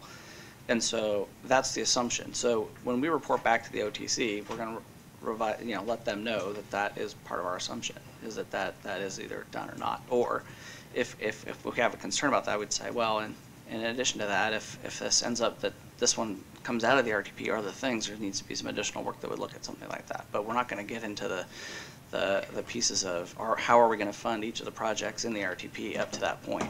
We're making an assumption at this table that those 2027 projects are already going to be constructed as part of the process. So I hope that helps. Thanks, Ryan, for the clarification. Phil. Let's see. So regarding the assumptions, all the projects in the RTP are built. Just two questions. One is, how does the cross section differ in the Rose Quarter and say the section of 205 between Abernathy Bridge and Stafford change between what exists now and the build out of what's in the RTP? And then also, what traffic volumes or data did you use for these scenarios? Is it today's traffic volumes, or is it a future? Just some of those assumptions. Right, so all the traffic operations analysis, that was conducted utilizing the regional travel demand model for 2027. So the basis is a projected volume for 2027, which makes it inclusive of those projects. The response, of course, is that that is a time in the future with volumes of the future all being forecast. So there is definitely going to be error because it is a forecast as opposed to realized data. And then the cross sections. How does the cross section of say the Rose Quarter and 205 change between what exists today and what's the build out of just some of the big pieces? So the Rose Quarter project, for example, has some additional improvements for auxiliary lanes. There are still portions of it, even with the reconstruction, that would have a 2-lane component. So that doesn't change fundamentally the recommendation, which you'll notice that we don't have a converted general purpose lane scenario for I-5 as part of the revised concepts, because that same fundamental issue would not change with the revised Rose Quarter project. Conversely, for Abernathy Bridge, with 3 lanes across the bridge, as well as for the section on 205, that is a scenario that was inclusive within the modeling assumptions itself. And so the cross section for 205 there would be 3-lane consistent across that section. Thank you. Jessica. Thank you. So just a couple questions that, and this may be segueing into the discussion that we're going to have in a second about the concepts for further evaluation, but are the assumptions that were made about the major regional projects that would be completed by 2027, that carries through to the ones that we're going to be considering for further evaluation? Yes. Okay. And then we have... With a caveat that we'll go into next. Okay, and then I guess the other piece is, when we were looking, the concepts that we were just reviewing, the maps were all based on the traffic operation, but didn't really have any kind of visual representation about the diversion impacts, the equity impacts, those kinds of things. After we're done, after we make our decision on the further concepts for evaluation, would that kind of information or even like visual representation of the impacts be something that we could expect as a deliverable for after that evaluation? Yes, so, it would be. And one thing I would point out is it's just so much information to be able to get out that Appendix B does have basically a condensed spreadsheet that is color-coded. So you can get some information there. We thought long and hard about, okay, do we show each individual idea for each segment in each, in other words, quadruple the number of maps that we have in there, and decided, for better or for worse, that no, we thought going with traffic operations in terms of the visual, but then in your report facing those maps, you've got a listing of other issues. We hope that was the cleanest way to do it. But keep in mind that we're reducing the number of options pretty significantly here, and we're going to spend the same amount of time on these reduced number of options that we spent on 8 full options. And the whole purpose is to be able to look into each of these options in much more depth than we were able to when we've got to look at so many options and get it narrowed down. So a definitive yes, you will see more detail in the next round than you see now. Garrett, and then I'm going to close this one with Ryan, and we'll move on. We're talking a lot about the condition of the roads in 2027 as a part of the study, and I'm curious if anyone on the project evaluation team looked at the ability of congestion pricing to reduce demand on our existing roadways before anticipating those future projects, and tried to determine whether or not congestion pricing would in fact address the challenge before we build the new roads. Simple answer is no. We had to keep it fairly straightforward so that we were making apples to apples comparisons, if you will. We did want to evaluate one concept, which would have been the pricing concepts, saying these are our roadway conditions, and then evaluate another concept saying, okay, now we're going to add these in. And there just wasn't time or resources to be able to go in and double deck, if you will, the amount of evaluation that needed to be done. Now, in the overall longer NEPA process that you saw in that timeline that was presented very early, it certainly would be something that could be considered. There's also another aspect to it that is the corollary to that, which is with congestion pricing, you're going to generate revenue, and some will be net revenue above operations and maintenance costs. There is really, at this point in time, no consideration as to what the revenue would actually go to, and then what the effectiveness of that revenue expenditure and the infrastructure and services and all along those lines. How well does that interface and play off against the congestion pricing program over time? Those are all decisions that will be made well past the expiration of this project and this process, because those are all consequentially part of a project development process. We are only in a concept development stage, not in the project development stage. Just a quick follow-up. I'd like to suggest that we do, in fact, explore that during the further out process and take a look at what those impacts would be of congestion pricing prior to building. Hey, Garrick, I think nothing precludes us from looking at a lot more, and I think we need to, right? We're instructed under this legislation to look at these 2 corridors. It doesn't preclude us, and I think if you look where the real congestion's happening, if you look throughout the system in the Portland metropolitan area, you have to look at it more broadly and say, what's our next, what are we looking at next? But I think we're kind of kidding ourselves if we're not having that conversation. Ryan. I'll be very brief and just want to say, when you say things like, yeah, we're going to have a really detailed evaluation about where diversion's happening. We're not talking about we're going to know, is it 10 cars or 11 cars on my street? We're going to have I think there's going to be some diversion over there, and there might be a little bit over here. I don't want to I just want to make sure everyone at the table has a realistic expectation of what they're going to see. And again, kind of just trying to remind folks that this is, where do we start the conversation? So where are we going to look at in more detail? This isn't, we're making a decision about how to go do it today. So just trying to reset people's expectations about the level of information we're going to have. This is really about which of all of these choices do we think has some promise, and that's the one we're going to go explore further that we may or may not do at the end. And Matt, I'm going to go to you because we so rarely hear from you. Yeah, I'm kind of shy. I'll good segue on Ryan.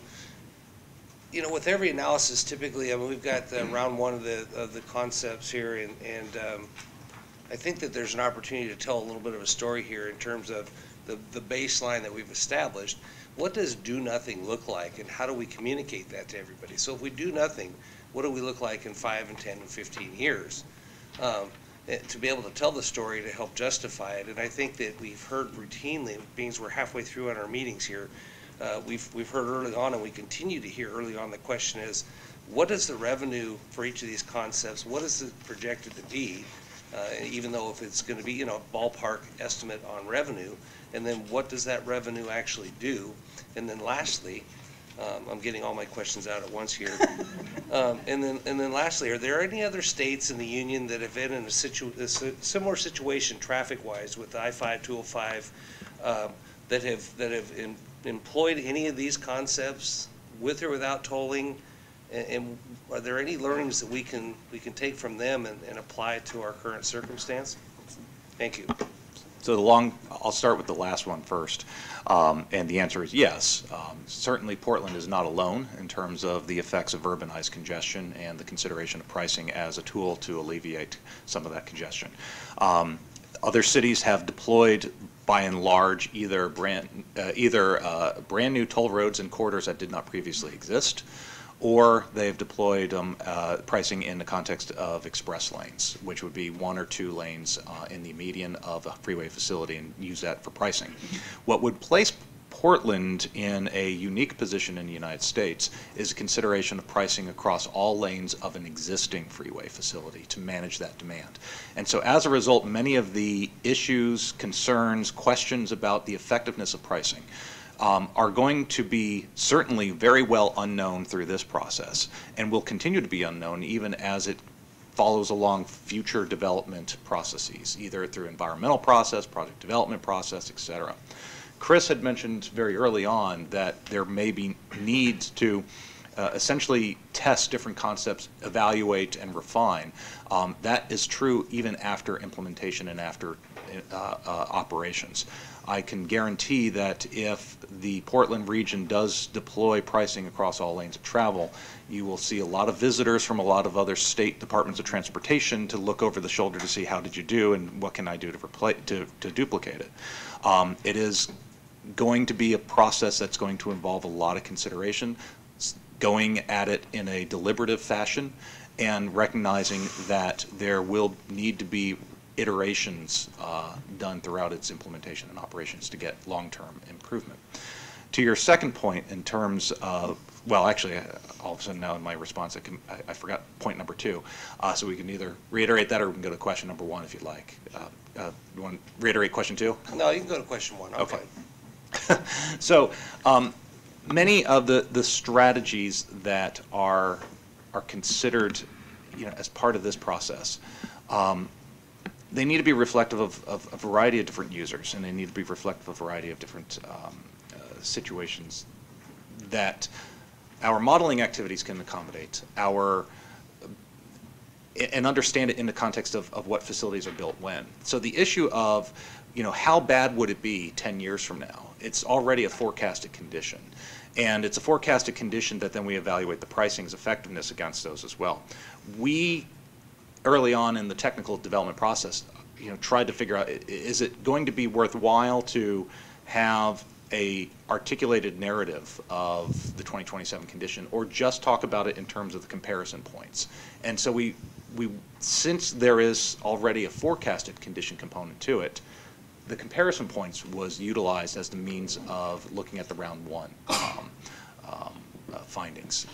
Does that mean that we can't try to put a narrative around the baseline condition? Yeah, we could put a narrative around the baseline condition. One of the challenges I would have, though, is if we start to try to take parts of those projects out and then describe the 2027 condition, that may be a bit more problematic. I do want to add something. Actually, your neighbor to the north, SR 520 in Seattle, which is an interstate type facility, did price all lanes on the bridge initially to be able to generate literally a down payment on the new bridge.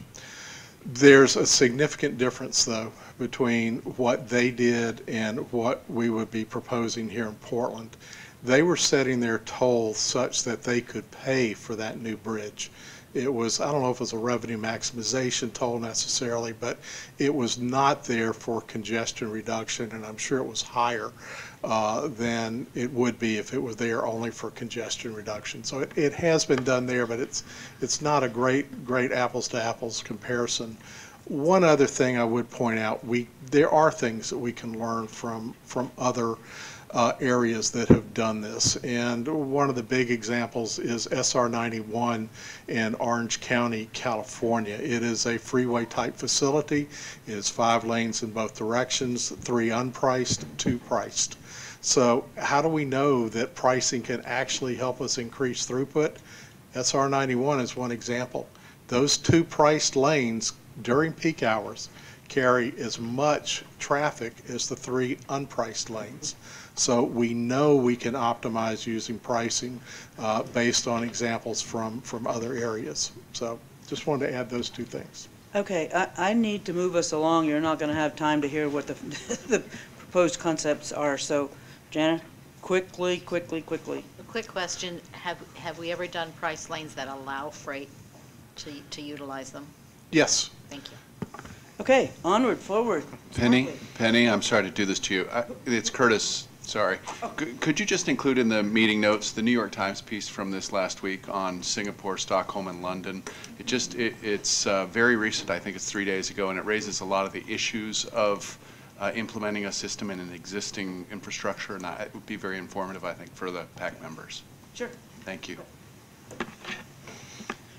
Okay, so we've already mentioned a little bit of these. I'll try to go through our presentation relatively quickly. So part of the revised concepts that moved forward from round 1 to round 2, and we're still in that concept development stage.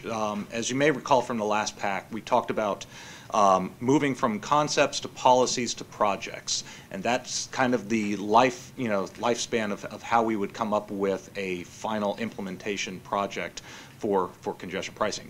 In this entire analysis, in this feasibility assessment, we're solidly still in the concept stage. There are a lot of decisions that would need to be made subsequent to the conclusion of this effort. Penny had a chart at the very beginning of the presentation today that illustrated that, at the end of 2018, there's still a lot to happen afterwards in order to get to those points. For the recommended concepts moving forward to round 2 consideration, it's built, these recommendations were built upon not only the technical evaluation that Chris had presented, but also some of the public commentary that we had heard through the outreach and engagement process that Ann had presented on earlier this afternoon. It also included some of those lessons learned from other communities. We know what has worked well and what has not worked well from the implementation of congestion pricing elsewhere in the United States. And those lessons learned also factored into these recommendations. So let's start with revised concept A, recommendation A. And I guess if we move any of these further, we might have to go to the Greek alphabet at some point, or the Cyrillic alphabet, but right now we'll stick with the A's. So the revised concept A is to take a convert a lane scenario and examine where can that have the best potential application for early success. This project is relatively easy to implement due to what is currently allowable under federal law by right to the state of Oregon and to other states as well as the conditions that are prevalent that would allow for deployment. So it involves converting, first off, in the northbound direction, the existing HOV lane. This is a PM peak period only HOV lane on the 3rd lane, the inside of I-5 in northbound direction, prior to getting to the Columbia River Bridge. That HOV lane is relatively well used today. It is unknown to us in terms of what the violation rate is, so there potentially is violators in that lane. We would assume so, given its design. But we also know that there's a tremendous number of car pullers. So what does pricing mean for that conversion lane? It would mean, A, restoring and optimizing the use of that lane by throughput. It would likely involve looking at what the available capacity is within that HOV lane, and then thinking through what would be the appropriate incentives or or toll rates that would be applied, whether it be continued as HOV2 free, as it be converted to HOV3 plus pricing. These are issues that other communities have had to deal with as well. Similar condition, I-85 in Atlanta, I-95 in Florida, even all the HOV lanes on US 36 and I-25 in Denver all address this issue, moving from HOV2 plus to 3 plus and doing it with a pricing conversion. In the southbound direction, the conversion would be a general purpose lane on the inside lane of I-5.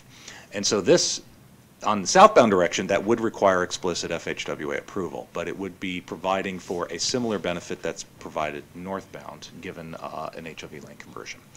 So the one of the reasons to focus upon this one is not only its relative ease under federal law, but also that it's addressing a real problem. So the congestion level effects on I-5 are certainly present, and one that could be potentially addressed through this concept. Concept number 2 is, oh, there it goes. Revised concept B is really a truncated version of the toll all lane scenario from concept 2 that you saw that Chris had presented. This is narrowly confining the concept of pricing all the lanes to the areas right around central Portland. It's really reflecting in many ways, I believe Mr. Ravenolde I think you mentioned the New York Times article on congestion pricing for Singapore and London and Stockholm. Those are all what are known as cordon pricing, and in many regards, pricing all the lanes getting into the central Portland is in many ways reflecting that. It involves the area of the most need by congestion-related effects. It would allow for consideration of the reduction of congestion not only on I-5, but also have to examine the effectiveness on I-405 and also how it impacts the interchanges, specifically with the Rose Quarter and I-84. All of these are impacted by this segment. It also really addresses some of the bottlenecking that begins at the Terwilliger curves and extends its way into downtown Portland. This strategy is relatively low cost to implement because there is no significant change to the infrastructure in the facility. And so as a result, the cost-benefit ratio is quite positive. It should be noted, though, that this one would require explicit approval by the U.S. Secretary of Transportation under current federal law. This is not something that would be allowable by right, but there is a mechanism within federal law for its approval. But that approval would have to be done through FHWA, and as a result, there are a lot of considerations that would need to be made in order to gain that approval. One of which is consideration to impacts for diversion, impacts to equity. We'll talk about those possibilities in a moment, but the impacts analysis would follow from this point. Revised concept C is the same as concept 2 from round 1, which is to price all the lanes on both I-5 and I-205. Now, like the revised concept B, this is a low infrastructure cost deployment for pricing. How it's deployed is yet to be determined. It could be, I think one of the members of the public who mentioned earliest was, or discussed earlier, the concept of doing some ramps and ramp bypasses. Pricing could be definitely done on the ramps. It could be done on the main line. There are different ways of deploying it. And that has yet to be determined. Certainly we would look into what some of those design alternatives could be as part of round 2. But this concept really provided the greatest level of congestion relief for the system and would address issues of balance between the use of pricing between the two corridors on I-5 and I-205. Much like revised concept B, though, requires explicit federal approval. There will be additional needs of analysis to examine what diversion and equity impacts would be as a result of that, as well as looking at some of the overall metrics for throughput and enhancement. Revised concept D is now looking at the additional capacity sort of scenarios. And so part of the question about I-205 and the Abernathy Bridge, as well as the two-lane segment just to the south of Oregon City, is how can congestion pricing be used as a means of advancing projects or perhaps providing an opportunity to build new capacity that doesn't currently exist today and do so in a managed process. So as one of the questions was, Mr. Holman, or Hoffman, excuse me, where have other communities looked at the use of pricing? The number one mechanism that's been utilized for congestion pricing, as mentioned, is through the implementation of express lanes, where you pay to utilize the new capacity that wasn't previously there. That's what's being reflected in revised Concept D. It's to expand I-205 with a third lane and pricing that third lane without pricing the adjacent two general purpose lanes that exist here today. This concept could be implemented by right under federal law. It does not require any explicit federal approval under current law. And then finally, revised concept. Am I not even controlling this? Oh, okay. Now, finally, I finally. I was like, wow, that changed before I hit a button. I'm trying to keep it secret. Well, with that in mind, okay, so revised Concept E is taking that concept and narrowly confining it to the Abernathy Bridge. So the bridge here is to widen it to 3 lanes and to provide an opportunity to advance that construction for the bridge. And using tolls as a means to both pay for at least partially pay for that bridge, if not more, that is yet to be determined once revenue numbers would be understood, what those potentially would be. It's also to look at congestion-related effects on I-205 as well. This is a kind of what you might want to consider as a point toll, one location toll that could be applied as opposed to necessarily across multiple lanes or multiple distances. Any rate, so this type of project certainly is a capital-intensive project because it does require reconstruction of the bridge. But the congestion level effects could be mitigated through a point toll as well. So this is one of the reasons to move this concept forward. There are, again, issues and questions about what would be diversion, what would be the equity impacts. Certainly, the bridge into Oregon City, to the central section of Oregon City would be impacted. I don't know, I can't remember the name of that bridge, but that's a very narrow, very constrained bridge itself. So obviously, impacts along those lines would be important for this region as well. Unlike the toll lane scenario, even though this is a tolling the bridge, so tolling all the lanes across the bridge, there is an allowance under federal law for the reconstruction of bridges on interstate highways that allows you to toll those bridges for reconstruction purposes. So under federal law, this would be an allowable endeavor. Obviously still requires all the other types of analyses and processes to complete for the federal process, including environmental clearance and other types of sufficiency analysis that would be necessary to fund and finance this project. Oh, again, I'm not clicking through this. So as a summary, these are the 5 concepts, revised concepts A through E, reflect what we believe are the opportunities for best success, given what we had seen out of the 8 scenarios that were examined on round 1. And the proposed examination looking forward would be to delve into some of those very questions and issues that you have highlighted here today as to what your concerns are as we start looking at some of these concepts moving forward. And I think I pause here before we start talking about mitigations. Benny? Yeah, Ann. Thank you so much. I wonder if we could go back to A. Did you have an opportunity to look at the possible diversion on this, the data for diversion onto 205, tolling maybe the northern portion of 205? No, we haven't looked at any of the analysis for any of these concepts yet. So all of the analysis is based upon the analysis done for the scenarios 1 through 8 that Chris had presented. So these are proposed concepts to examine for those very type of issues in the next round. So we would present to you at the next PAC meeting what would be the effects, for example, on I-205 of this type of a scenario. When I asked for the mathematical analysis on this, you used median or averaging. Did you look at mode? Because this is, the southbound is this one area where it failed in 5 of your traffic operations. And it's one of the few in the entire system that I see that had 5 failures.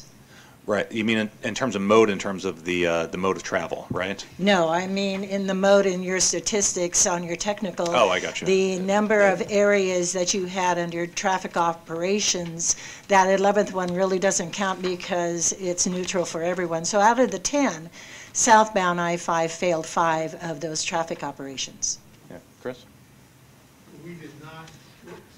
We did not look at the mode per se, because it's a little bit difficult to do that, and the model gives us one number per segment.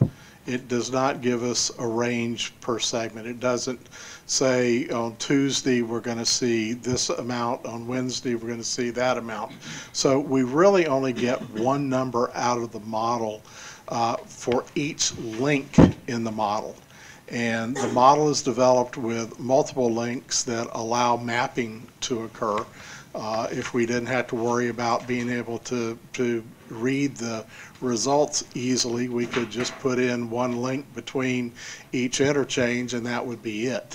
But when I said we average it, I should have made it more clear that we're averaging the links in the model, and there might be 10, for instance, along that segment of I-5, but we've only got one segment on the analysis. So we just averaged the link volumes, the one link volume that we get for an average weekday out of the model.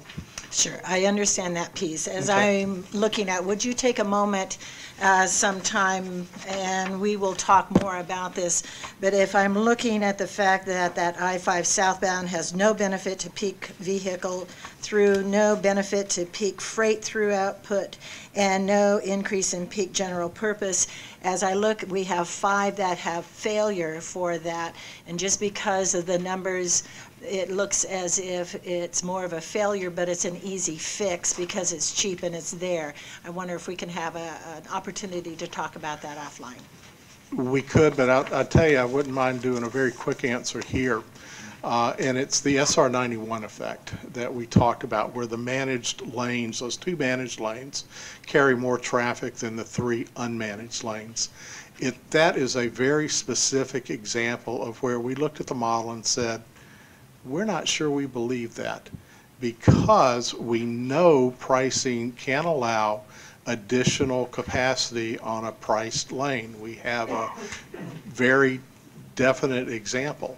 If that's the case, we'll actually carry more vehicles on that lane than it currently carries. And that's going to mean little, if any, diversion. It's going to give a much better operating speed to the managed lane.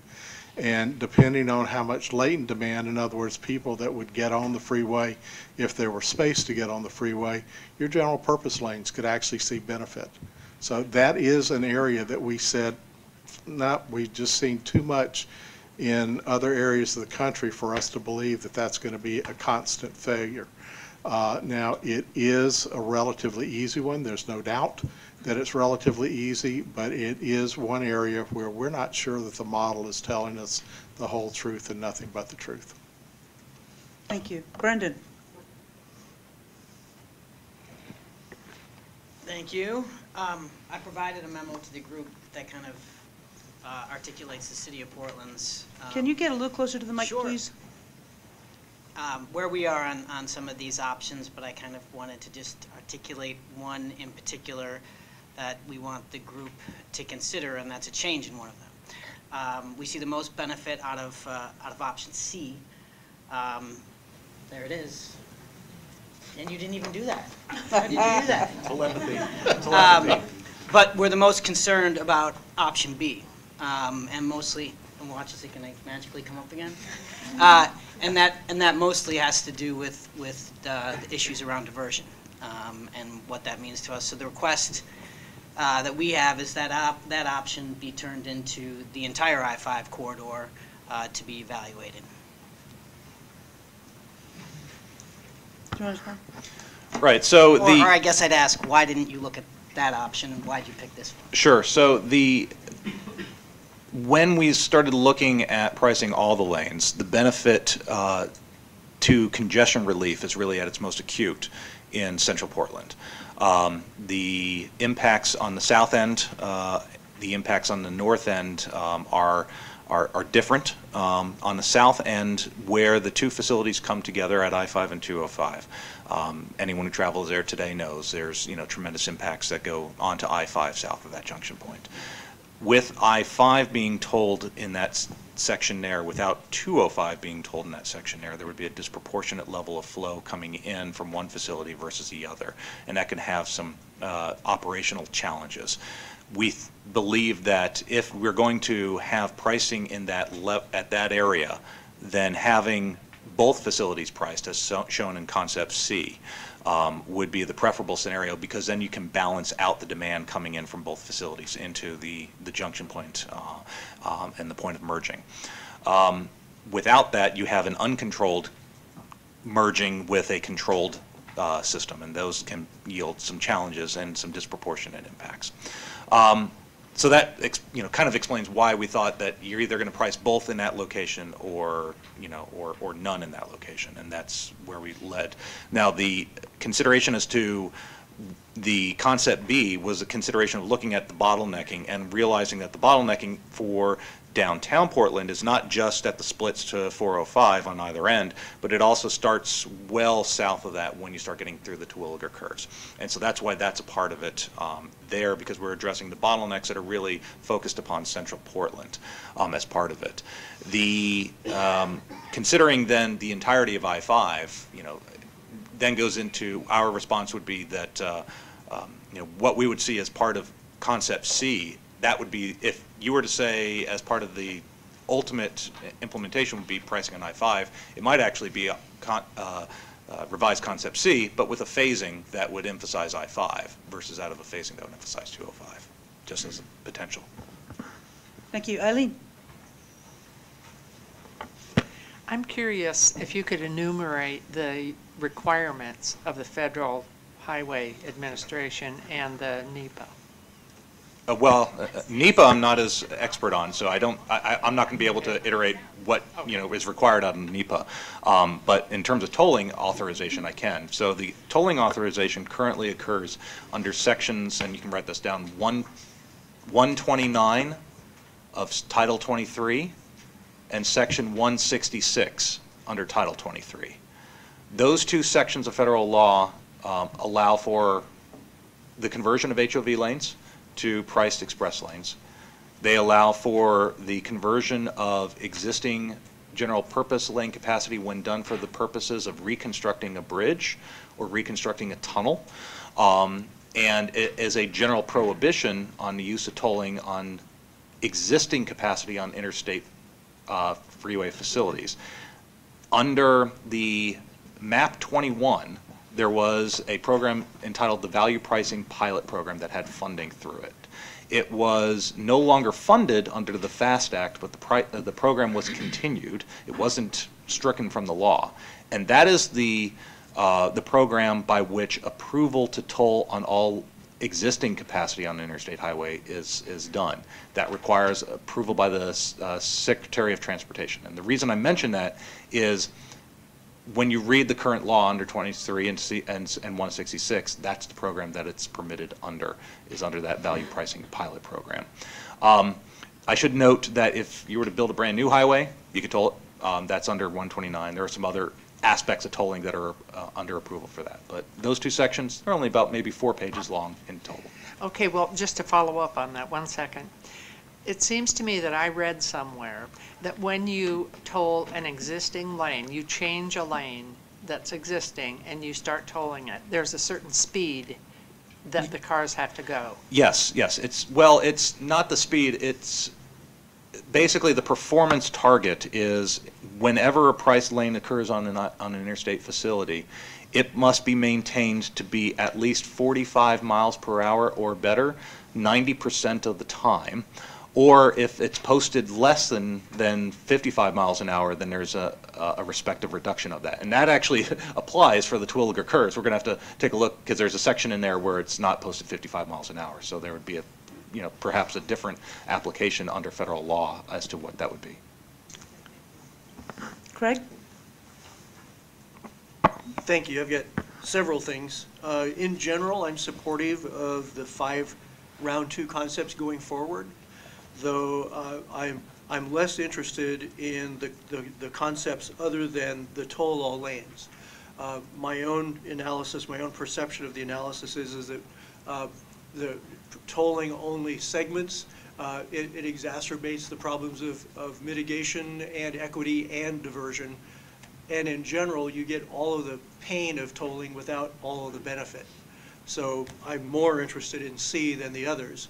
But I would suggest adding another concept as well, one that hasn't been addressed today, and it wasn't addressed in the round one. And I think there was an assumption in the region and even at the state that the timing of this tolling would come before the bottleneck projects had been built. Not that they be a condition of that, but that there's going to be some years before those projects have been completed. And there was an assumption, I think, I had that at least, that the tolling would be implemented not waiting for those projects to be completed. And because of that, I would be interested in having a concept evaluated of what would be the impact of tolling of all lanes everywhere, assuming the roads look like they look right now, before those improvements have been made. I think there are some people in the region who want to see tolling before they would be supportive of those construction projects going forward. I want to be very clear that that's not my position, and I'm assuming that those projects are going forward. And for the benefit of Mr. Savitz, that I personally believe that the 205 improvement is at the same level of priority as the others and needs to go forward. There's no doubt in my mind, and I will always support that. But I think that's a scenario that needs to be considered, because I think there's an assumption in the region that that's one of the ways that the tolling would be implemented almost immediately, not waiting for those projects to have been completed. Other things, there's a request I would have for some analysis to be done in the second round. And it may be that this is already going to be done, but I didn't see it in the report. There was nothing in the report or the appendices about the role that improved transit would play in reducing congestion or as a mitigation tool. And it would be worthwhile, I think, to look at that, to explore that, and provide the PAC with more information about what the role of transit would be for the potential in the pricing scenarios. Then again, and also know what the potential barriers would be to increasing transit service along the priced routes as well. Second, ODOT outlines several equity mitigation strategies in the report, but doesn't really get into their relative feasibility and how they would be implemented in each scenario or what their potential impact would be in the region. So I would like to see additional study and detail done and research into which of those strategies would be most effective, which could work in the various scenarios being proposed, and how you would anticipate funding those, and whether there's any legal or financial obstacle to implementing those. I believe, again, I believe the modeling program also provides information on potential greenhouse gas emissions reductions. And so it'd be interesting to have included the information on how each scenario would align with our existing regional climate smart strategy. And then finally, it would be helpful to have an overall analysis, direct analysis of each of those scenarios and how it impacts the PAC's defined principles. I looked at the spreadsheet that was in one of the appendices, the color-coded one that was mentioned. I'm sorry, but for me, it was not comprehensible. And it would be helpful to have something in the way of a chart or a graph that would show the different scenarios and how they address the different policies and that have been identified by this group.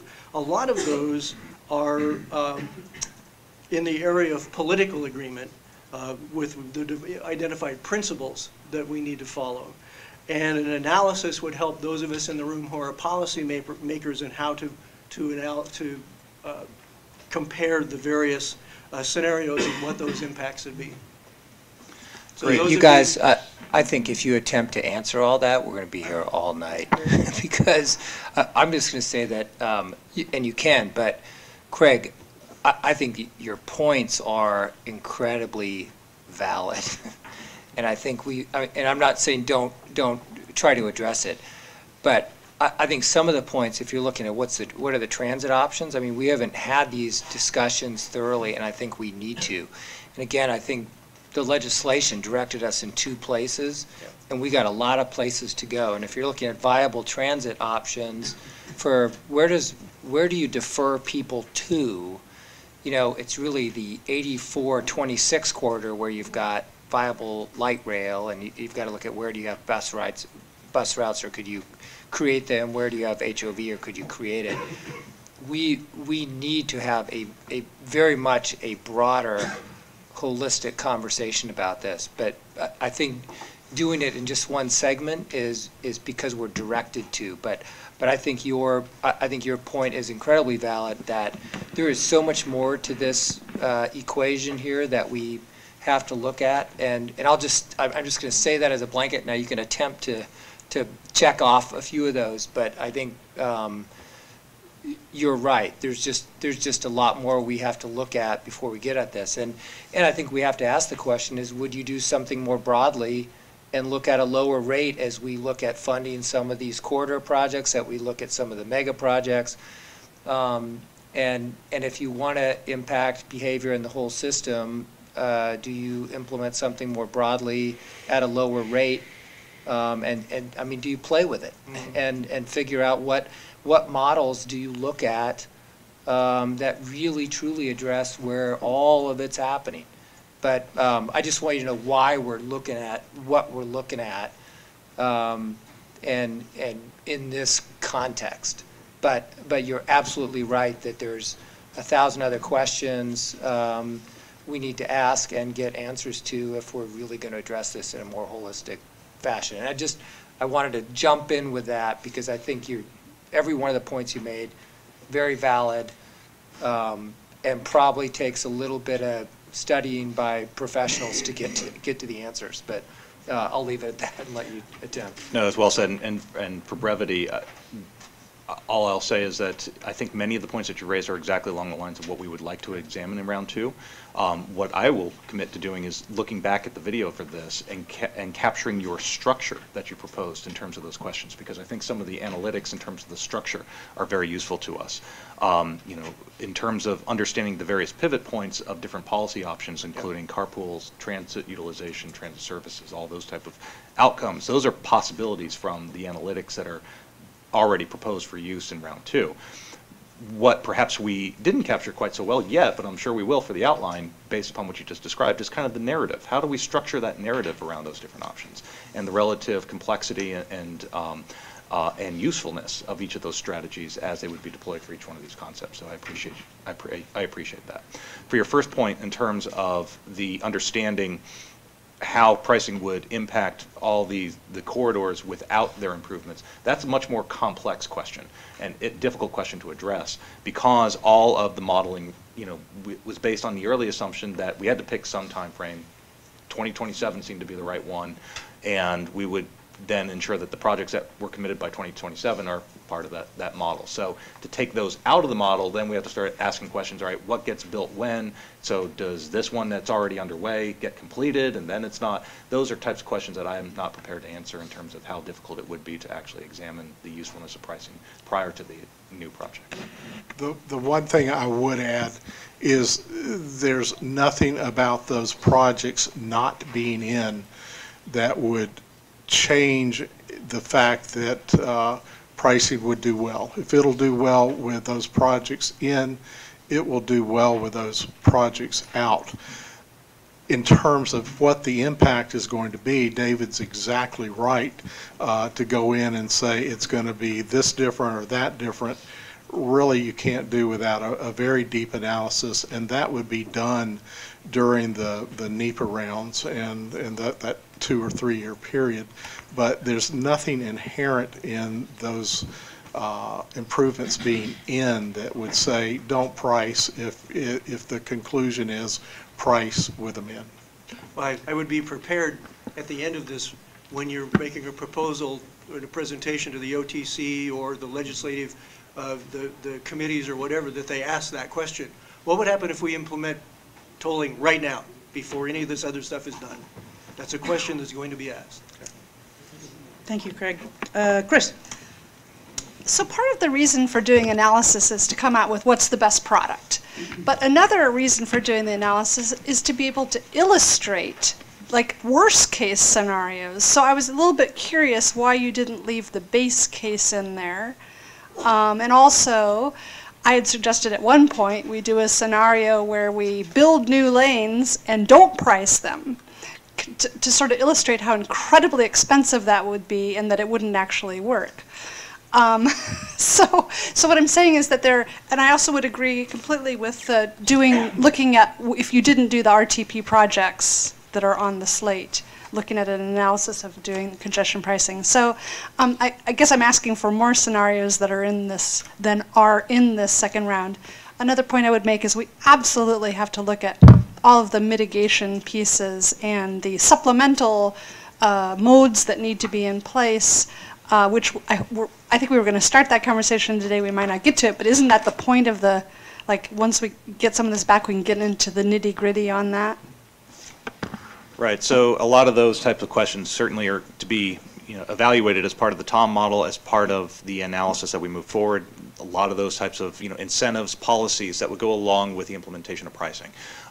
Pricing is not going to solve a problem in and of itself. There has to be a comprehensive package of strategies and solutions for managing traffic, managing demand, and putting, serving as many trips as possible. It just happens to be in different modes and different routes and different times of day. In terms of the question of the baseline condition is still with us. It's not moved forward as a discrete alternative, but all of these revised concepts are still being placed back against the baseline condition. So the analytics will be, how well does this concept move things forward beyond the baseline condition of not doing pricing? That's always the base of how does it work against not doing pricing? So that is at least the baseline for us. Now the baseline is defined, though, as all of the improvements that are in as part of 2027 are built and constructed. So that is the comparison point. I think that's and I think that's it. Did I miss something as part of your question? I'm sorry. Building new lanes and not pricing them. Right. So that's outside of our, the model that we have to work with. That's not a component of it. I mean, the baseline condition certainly has what would be built for 2027, but in terms of what it would take to reduce congestion by 2027, that's not a part of that model that we have to work with. Okay, and Paul. Chris, do you want to put your card down, please? Thank you. So I think a lot of the questions that have been asked by a number of folks around the table here are really good questions. And I heard the word analysis and really good questions to get to the financials. Craig's, Councilor Queering, questions about cost. For example, one of them I had earlier, but I'm not going to go into it, is, and I don't expect an answer today, but what is the magic amount of toll that will actually be effective to divert people off of the highway or find an alternative, if you will? So what is that number that it's not a disincentive enough to increase traffic flow and people just pay it, versus what is it too much to where everyone gets off the highway or it's unaffordable? So that said, and I'm not going back because I'm pressing this, but I'm just going back to make this point about diversion, because we're looking through the lens of money. We're not looking from the lens per se of emissions and safety. I want to get the safety and diversion. And to Brendan's point earlier about the concept which you didn't like, which was A, I believe, or B. Yeah, B. So it's no different, B is no different than E, except it's in a different place. It's about where you're standing. And when we look at when we did the analysis and looked at the diversion, we compared these, what I realized and we realized at the county, by comparing some of these concepts, the baseline, to what we realized is there's pent up diversion and there's pent up demand. And you can analyze those, and we have. And so there's approximately, these are just rough numbers, 50,000 cars that are currently being diverted today because of the baseline condition, okay, which is exhibited by, if you built Concept 4, for example, or even Concept 5 and 8, they demonstrate through the traffic flows that indeed you'll see far more traffic on the highways because it'll be the easiest way to get there, okay? So for the total of basically 130,000 cars being diverted under one scenario or another, between the baseline, what if we did fix everything, versus if we didn't do anything. So diversion is a huge issue. It's a safety issue. And we started our drive to zero somewhat. We don't have the same exact terms back 7 or 8 years ago. So that's really important to us. But more importantly is, and there's areas of the region that don't have alternatives. And so when you start tolling, whether it's E, let's just say E, you toll all the lanes on the Abernathy Bridge, what alternatives do people really have? And that's going to be diversion, because there are no transit alternatives. So therefore, by your chart, your very first chart with the bars, people will find a different route, and that's through a neighborhood. And that's not safe for anyone. And that's a lens we need to look at. So the county and JPAC even discussed here a couple of weeks ago the request to consider more time for the analysis, and maybe that's not reasonable. Maybe the legislature or the OTC won't recommend that, but I think there's some really valid questions that need some really valid answers, and as policymakers and decision makers, and there's a few of us around the table here, not all of us, that are in that boat, I think we are expected to be able to answer those questions accurately and be able to, we factor that in. I appreciate staff doing some of that on behalf of all of us, but some of those answers aren't clear. And I think we have a responsibility really to do that. And I'll just stop there. I think we need more time to answer these questions. I think to be continued, and obviously we're gonna get as much information as we can in the time we have on the timeline, but understand the legislative timeline we're operating under. So we'll work under that. But I think your point on diversion is pretty valid, and one only need to look at what's happening with, if you look at how Uber and Lyft and systems like Waze are looking at roads that are not utilized. They look at capacity. It will divert from highways through neighborhoods that are designed at 25 and 30 miles an hour, and even the street I live on now, I can tell at rush hour, man, it's a freaking highway and people are going 50 on 30-mile-an-hour roads and, I mean, screaming. So there are systems out there right now that are going through the algorithms of where there are roads, and they're drawing lines from point A to point B with relative disregard to safety concerns, and putting a lot more capacity on streets that weren't intended for it, or are more residential. I think your point is very valid on the safety side. I think that the timelines and the evaluation, and to what some of the points that Craig Dirksen made, I think there are a lot of questions that we want to get as much of an answer as we can, and operate under the timelines that we have. But I think clearly, and again, I think you can just look at this and you can paint this line in 10 different ways and figure out how it's going to change, behavior. But I think your point is valid. I think Craig's point is valid. And we're going to try to get our arms around it so that we can move forward in the timeline that we have. Yeah. So, my last comment, and thank you for your response. My last comment on this one is that if we can take 50,000 cars off our local streets by implementing a higher capacity, which really this points out, that's probably going to be lives, right? Because those cars are on the street today, not on the highways, because of the diversion. So that's 50,000 cars a day by this analysis. So that's huge. But I want to go back to the SR 91. I went to school down there during that period of time when it was first implemented in the 70s, and it built up. And the reason it does work, don't doubt the numbers, the reason it does work, they actually used those revenues since 1976 or 7 or somewhere around there when they implemented that, and they built a standalone express system, okay, and it's more than Highway 91. It extends to 55, to 57, to I-5, to the Newport Freeway, Interstate 22 or Highway 22. Point of the matter is they built really, even though they're side by side, they're two separate systems, and it increased capacity because it increased traffic flow that people were willing to pay for and some people couldn't pay for it. So it does work, and it did work, and so I think the numbers you saw there are valid. Okay, thank you, sir. So I want to note we need to move on the agenda to mitigation, but before we leave here, I want to kind of check in on these concepts that are proposed for the further evaluation, and I haven't heard a definitive no on any of the concepts. I've heard a couple of people say I generally support these concepts. So I'm kind of I want to get the flavor of the room. Are these the right concepts for this team to move forward and do the future analysis? And then also consider the other recommendations that were proposed, not saying that they can or can't be done, but consider those to the extent that they can. Yeah, Vivian. I don't have an answer to your question, Penny, but I will note that, you know, as we're going in the conversation and as we're kind of coming to our last bit of time here, I'm curious why we're having an equity conversation that's really only couched in the mitigation aspect of it, as opposed to what we heard actually earlier in public comment around having equity considerations at the front end in the design of it and in these models.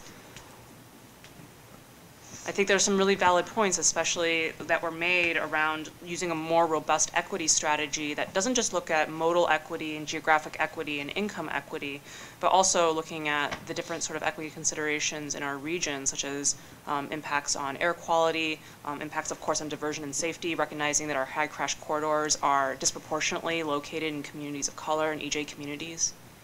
I guess we would label that in terms of as impacts analysis, and certainly those type of impacts are a part of each of the consideration of these strategies.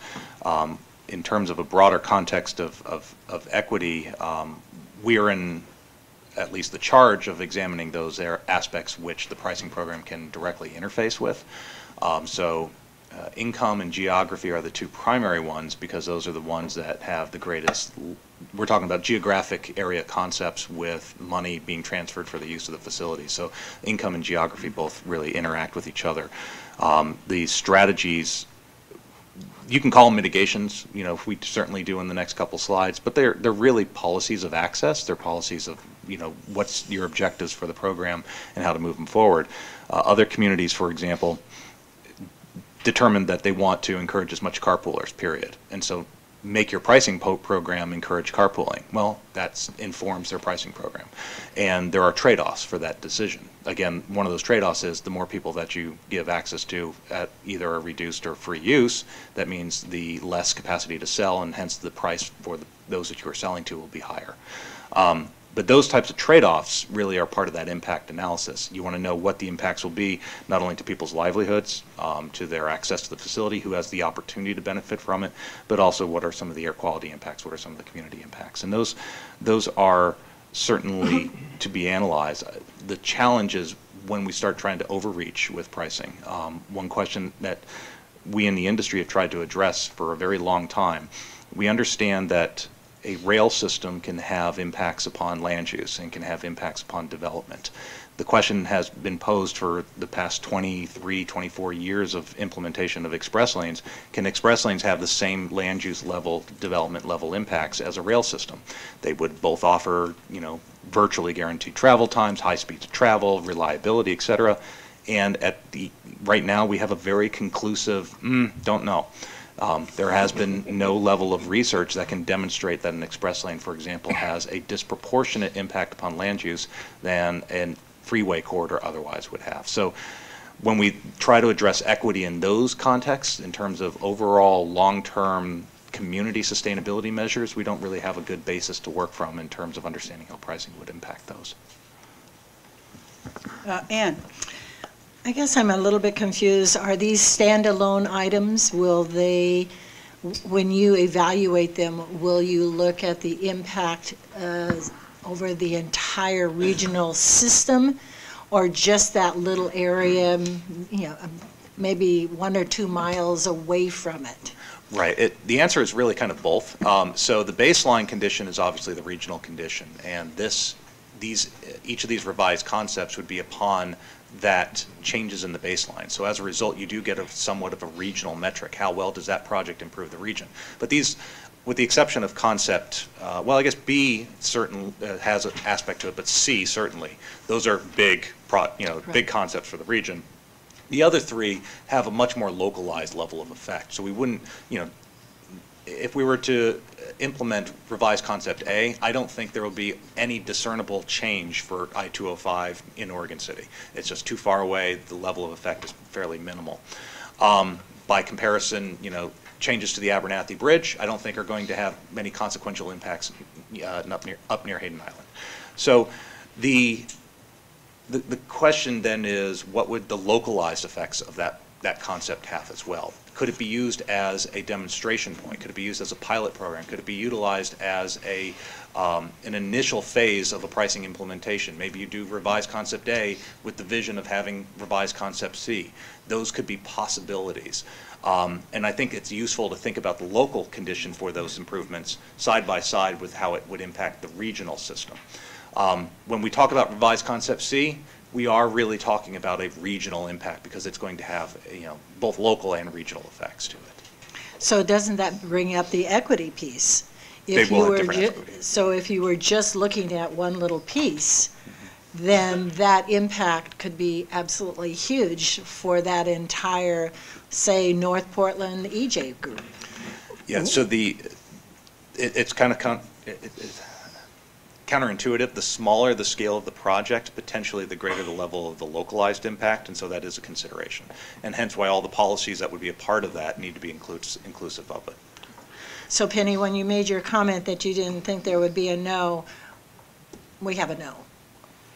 To A. But if we were looking at different pieces of it, I have the same similar concern to piecemeal this out and take standalones. Okay. Jessica. Okay, so thank you. So just building off of that question, I'm really trying to understand what kind of recommendation you're looking for. Are these the only 5 concepts that are going to be, or the only 5 segments that would be put forward for the deeper study? And then if so, once that study is done, are we going to be like selecting one of them individually, or will we be piecing together something based on the results of all of the study that's been done for A through E? So the first question is this the only 5 that are moving forward for kind of the deeper analysis? And the answer there is yes, unless something was added, something taken out, that sort of thing. But these are the recommendations for moving forward for the deeper analysis. In terms of the recommendation, you can utilize the outcomes from all of these to package it however you think would be in the best interest for OTC. And so that could include, let's say that we have all 5 of these move forward, and we find that there's really good synergies between, there are a lot of things to like about A, D, and E. And there's no reason that couldn't be part of the recommendation is to do A, D, and E moving forward. They're not mutually exclusive from one another. So those could be packaged together. Another example is to say we find a lot to like about C, but we also know it's going to be really hard to get there. So why don't we do D and E with the recognition that it's really as a first phase to get us to C? That's also a possibility for you in terms of recommendation. So it's not as if you can only have to choose one at the end of this process. And then I guess my question is, do we need to put all 5 forward for further consideration? I mean, for me, just tolling the Abernathy Bridge in a vacuum without looking at the larger picture doesn't make that much sense, honestly. Like, I don't know why we would just look at the bridge versus, looking at the larger segment, especially when one of the considerations for tolling that area is being able to pay for part of that project, which is would be easier to do if it was a longer segment, for instance, and more likely to pay for a larger segment. So I guess I'm curious about why we have these options as we do, and if we need to do all 5 of them. I want to re-ask questions because I want to make sure I understand it, so please forgive me. So the intent is to move all 5 forward for analysis. There's no choosing between these at this stage of the process. Did I interpret your question to say that there's an implication of that only one is being moved forward or something along those lines? Or I'm sorry. Well, I think there's been some discussion this meeting that people are interested in looking at having the deeper analysis look at both what would happen with the assumptions for the projects for 2027 would happen, but also if some of those weren't happening. And I think that's a very worthwhile look to have. And if putting forward 3 concepts instead of all 5 concepts gives staff more time to be able to do that deeper analysis on those issues, then I'd be in favor of maybe, curtailing what we put forward. Okay, understood. Thank you. Brenda, did you just go down? You got the answer you I wanted? was ahead of you, I saw it coming. And along the same lines of what Commissioner Vega-Peterson was saying, I mean, you answered my question, I believe, on, it sounds like C could be what I was asking for B to be. Yes. If that wasn't too No, confusing. that makes sense, yes. And again, it's, you know, it may have sounded selfish that, you know, Portland's worried about the diversion, because that option kind of articulates most of it will be happening in one jurisdiction. And I do care about Brenda's commute home to Westland, because I guess my point is that it seems like if C stays on the table, it's going to get at almost all the other options anyway, because you're talking about phasing them in different ways, right? Am I understanding that correctly? Yeah, it'd be very difficult to implement it all at once and not be surprised by what happens day one. You're talking about a big system with a lot of impacts and a lot of individual choices that get summarized on a regional basis. But you're absolutely right. To your point about B, yes, I think you're absolutely correct. I mean, I would recommend highly against converting I-5 without, or pricing all of I-5 without some level of consideration for I-205, because there is a clear example where there would be a route alternative, and if I-205 is not ready for it, then that could be a problematic scenario. It's better to price both than to just price I-5. And the other thing I'd like to add is some of the other things that you have in place, such as your ramp metering system. You've got some active traffic demand management things that are out there already. All of this works together. If you were just to go and you did not have a ramp metering system and you were to put pricing on the roadway, I'm not sure you would get the benefit that you would get if it's in there with the ramp management system, because the pricing can act as the larger demand management so that you don't have 10,000 people showing up in a 10-minute period, and then your ramp metering system acts as the fine-tuning so that you don't go over those critical traffic densities that crash your flow.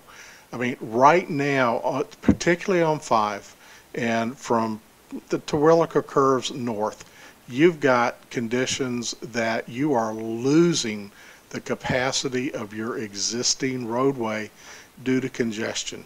So we certainly need to look at diversion, we certainly need to understand it, but with a comprehensive system, and you've got the start of it, we're actually looking to improve conditions, not just in terms of congestion, but in terms of throughput on these roadways. So if things go the way we think they can, you're going to have less traffic on your arterials because you could accommodate more traffic on your freeways as they now exist. And that is a very tough concept to wrap your head around, and I know it because I still have trouble with it, and I've been dealing with it for 20 years.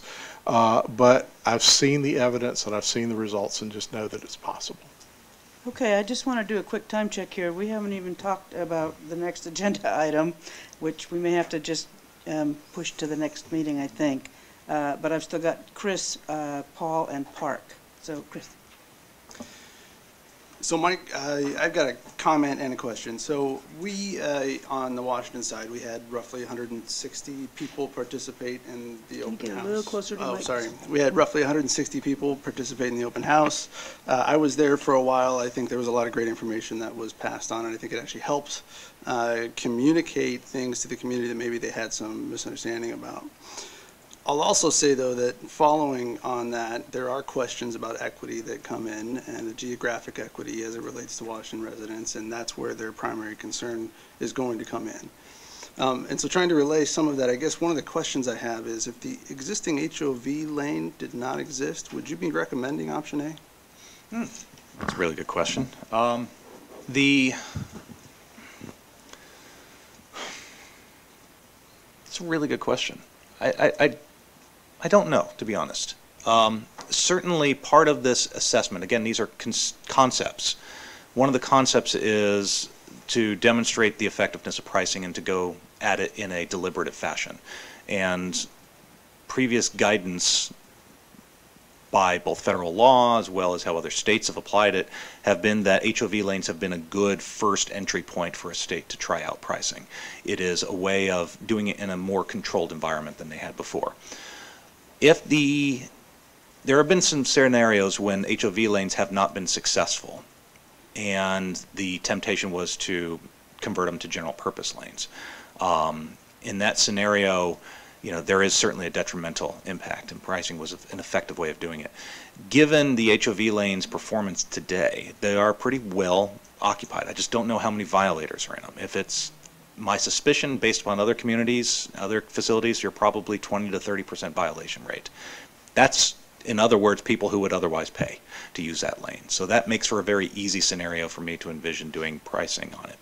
If it was a very full general purpose lane, then I think we would be more in the situation of looking at it in the context of, would it be better to price all the lanes versus converting that lane? And I'd be more interested in knowing what the benefit to cost ratio would be from that type of assessment. Given that there is an HOV lane there today, though, that decision's been made in the past, and that there is violation in there that could be captured for pricing and better managed through pricing, I might be able to better squeeze out some additional performance from that lane. So hence why it's part of revised concept A. But I think it's a very good question. It's a good intellectual question. So following on that, if I may, for just 1 second, part of the reason for the question is because on the Washington side, we did experience putting in an HOV lane, and then the even more painful aspect of taking it back out. And that was in the section immediately north of the bridge. And that was really due to a high level of public controversy and wanting that capacity back. As you look at this concept, because I agree with your comments as it relates to conversion of an HOV lane that's within an HOV system that would then convert over, it's going to be a struggle. And again, I'm passing on comments that I've heard already. It's going to be a struggle for Washington residents to see this as an equitable placement of toll lane. Now, I understand the benefit really comes to the Washington resident also, and the section of the toll is really the 4.5 miles that the HOV lane is there. But it's going to be one of those elements that comes up in the equity discussion and what the impact is and how much benefit they really get, because it's really, for all intents and purposes, really starting at the Marine Drive area. It's really only Washington residents that would be using it, which would also mean that it's really only Washington residents getting the disbenefit of losing that lane southbound. And so that's one of the considerations that they're going to take into account. I'm going to go to Orlando. I just know we're cutting it really close, and I know we got Phil and Paul and Park hasn't spoken much, so I want to make sure we at least get to Park, because obviously we're cutting it close on time. But for the most part, I think it's probably going to be most adequate that we punt that last item. Mitigation strategies. I would concur earlier. I think that was put on the table, so I would prefer that we do that and then kind of get ready to close this out. I think that'd be the most efficient way to complete this today. Okay, so Paul. I'm not really comfortable really eliminating or narrowing it down only to these particular concepts. And I think the public expects, or at least what I'm hearing from our communities, is that the public expects that if they're going to pay a toll, they want to see a benefit. And they want to see a benefit in capacity, because I think it's relatively understood that we need more capacity. And granted, I think there's a growing acceptance that congestion value pricing may indeed, by some, relieve congestion, thereby solving some of the problem. But it's not the ultimate answer. We have a region that's growing, and I don't know that we've actually have painted the picture or the vision, if you will, of if we do grow by another 500,000 or 1 million people, and there's that many more vehicles on the road, that we've got a plan for phase 2 and phase 3. So I think some of the express lane aspects, or price lane, which you're using here, that would build capacity, have really been explored to that early level, and based on some of the earlier comments and the questions and the analysis, that we've looked through all of those lenses, again, emissions, diversion, so on and so forth, and taken into consideration that, because I think this is really not as visionary as it could be, and it seems to be a little bit short-sighted, that we're only looking at today's population and not really thinking about what the population will be 10 or 15 or 20 years from now. Thanks. Park? I just wanted to say that I don't think the no tolling should disappear, that whether it's in round 2 isn't important to me, but when we put things on paper or go out to the public or whatever, I think it should always be there as something to compare anything we're looking at to. Okay, and Phil, you went, oh, Phil, you're back up. Okay. Yes, just, just dovetailing on a few of these. So, when I look at D&E as well, now D&E, it seems, would those even be there if the RTP was built out? Because we're looking at Abernathy Bridge and the widening of 205, right? So, and I guess my comment is, I believe those are real good options, because, they serve they're defined and for many reasons, but and so again, the RTP discussion, and then also, let's see, it just seems as though there is a void of the addition of a managed lane as an option somewhere else. It just seems like extremes here, because the C, that is, that's tolling 5 and 205. It seems as though the impacts of diversion in the limited system that exists in the Portland region are not fully appreciated. It seems it just seems so impactful on an equity standpoint. So again, just the absence of the strategy of an additional lane, a managed lane, seems to be a void from the options. Okay, I was going to go to, oh.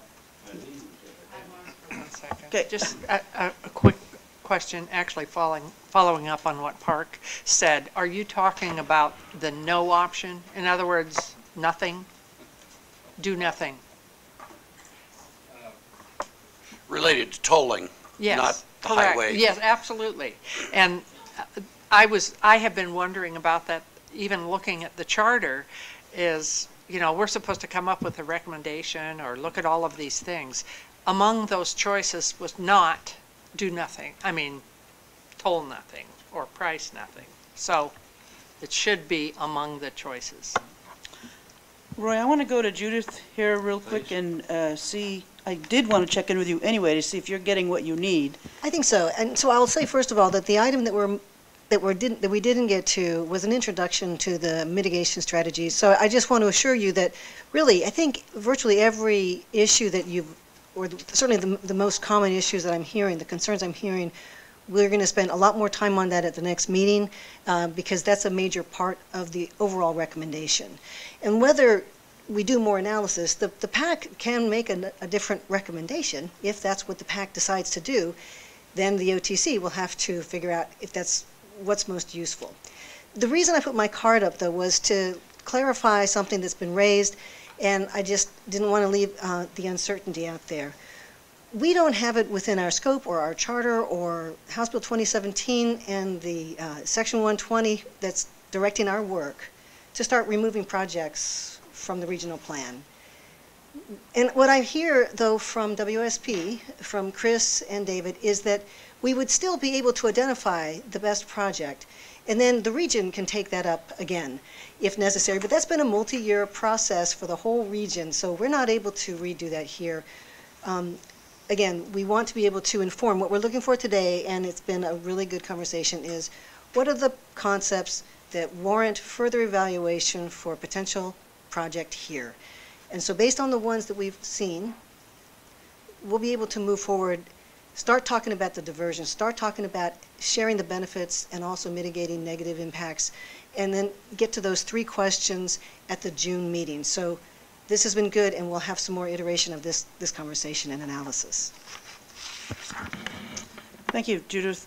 Roy, I know you had your card up. I didn't want to cut you off. Was there something you wanted to add? I don't have to, but if you'd like me to. You're here. You had your card up. I don't want to overlook you. Go ahead. All right. Well, that's kind of you.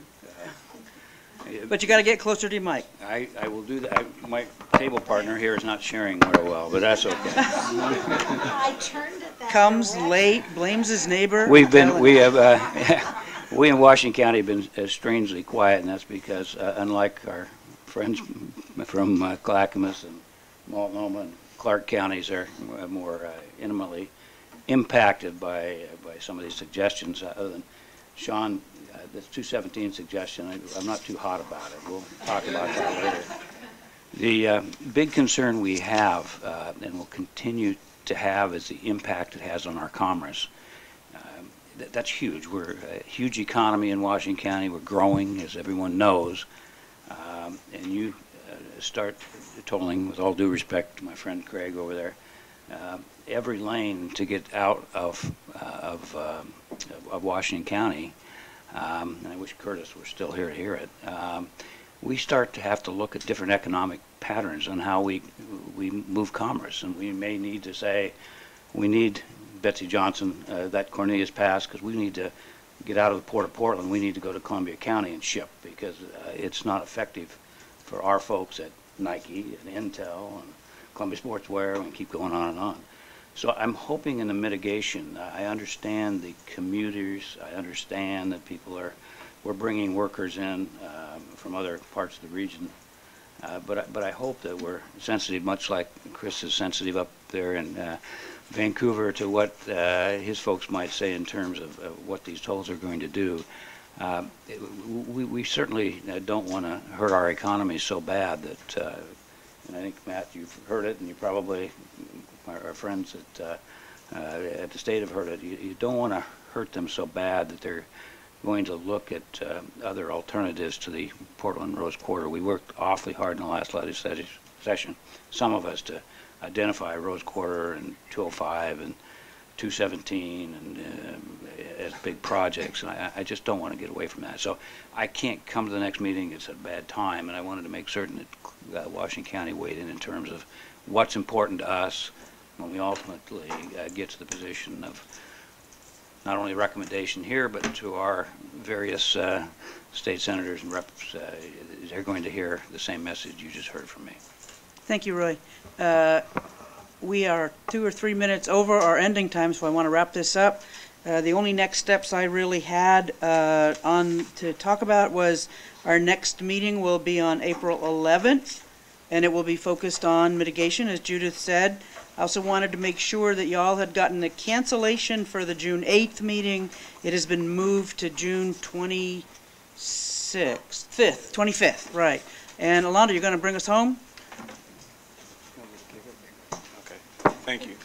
And just to close out, again, this is exactly what I was hoping for today, just a lot of back and forth conversation and really trying to get into the nuts and bolts. Even though I think we're only permitted a certain amount of time, I still think it's important that we challenge each other and point out a lot of the concerns that we have related to this process. I just wanted to take things a little bit of a different direction, because that's kind of how I like to function and just get straight to the point. I think the truth of the matter is that this is going to be disruptive no matter what. No matter how we look at it, no matter how we construct it, how we try to design it, plan it, it's going to be very disruptive, because unfortunately we've created a system, and it's no finger pointing or blame on any individual or any groups, but there's just been a lack of concerted effort around our planning for our region. I know that our region's done a great job of planning, but it hasn't planned to the degree that could prepare for the amount of growth that we're undergoing right now, and aligning that with our values and our aspirations as a region as a whole. So that's one of the things that really concerns me as it relates to this.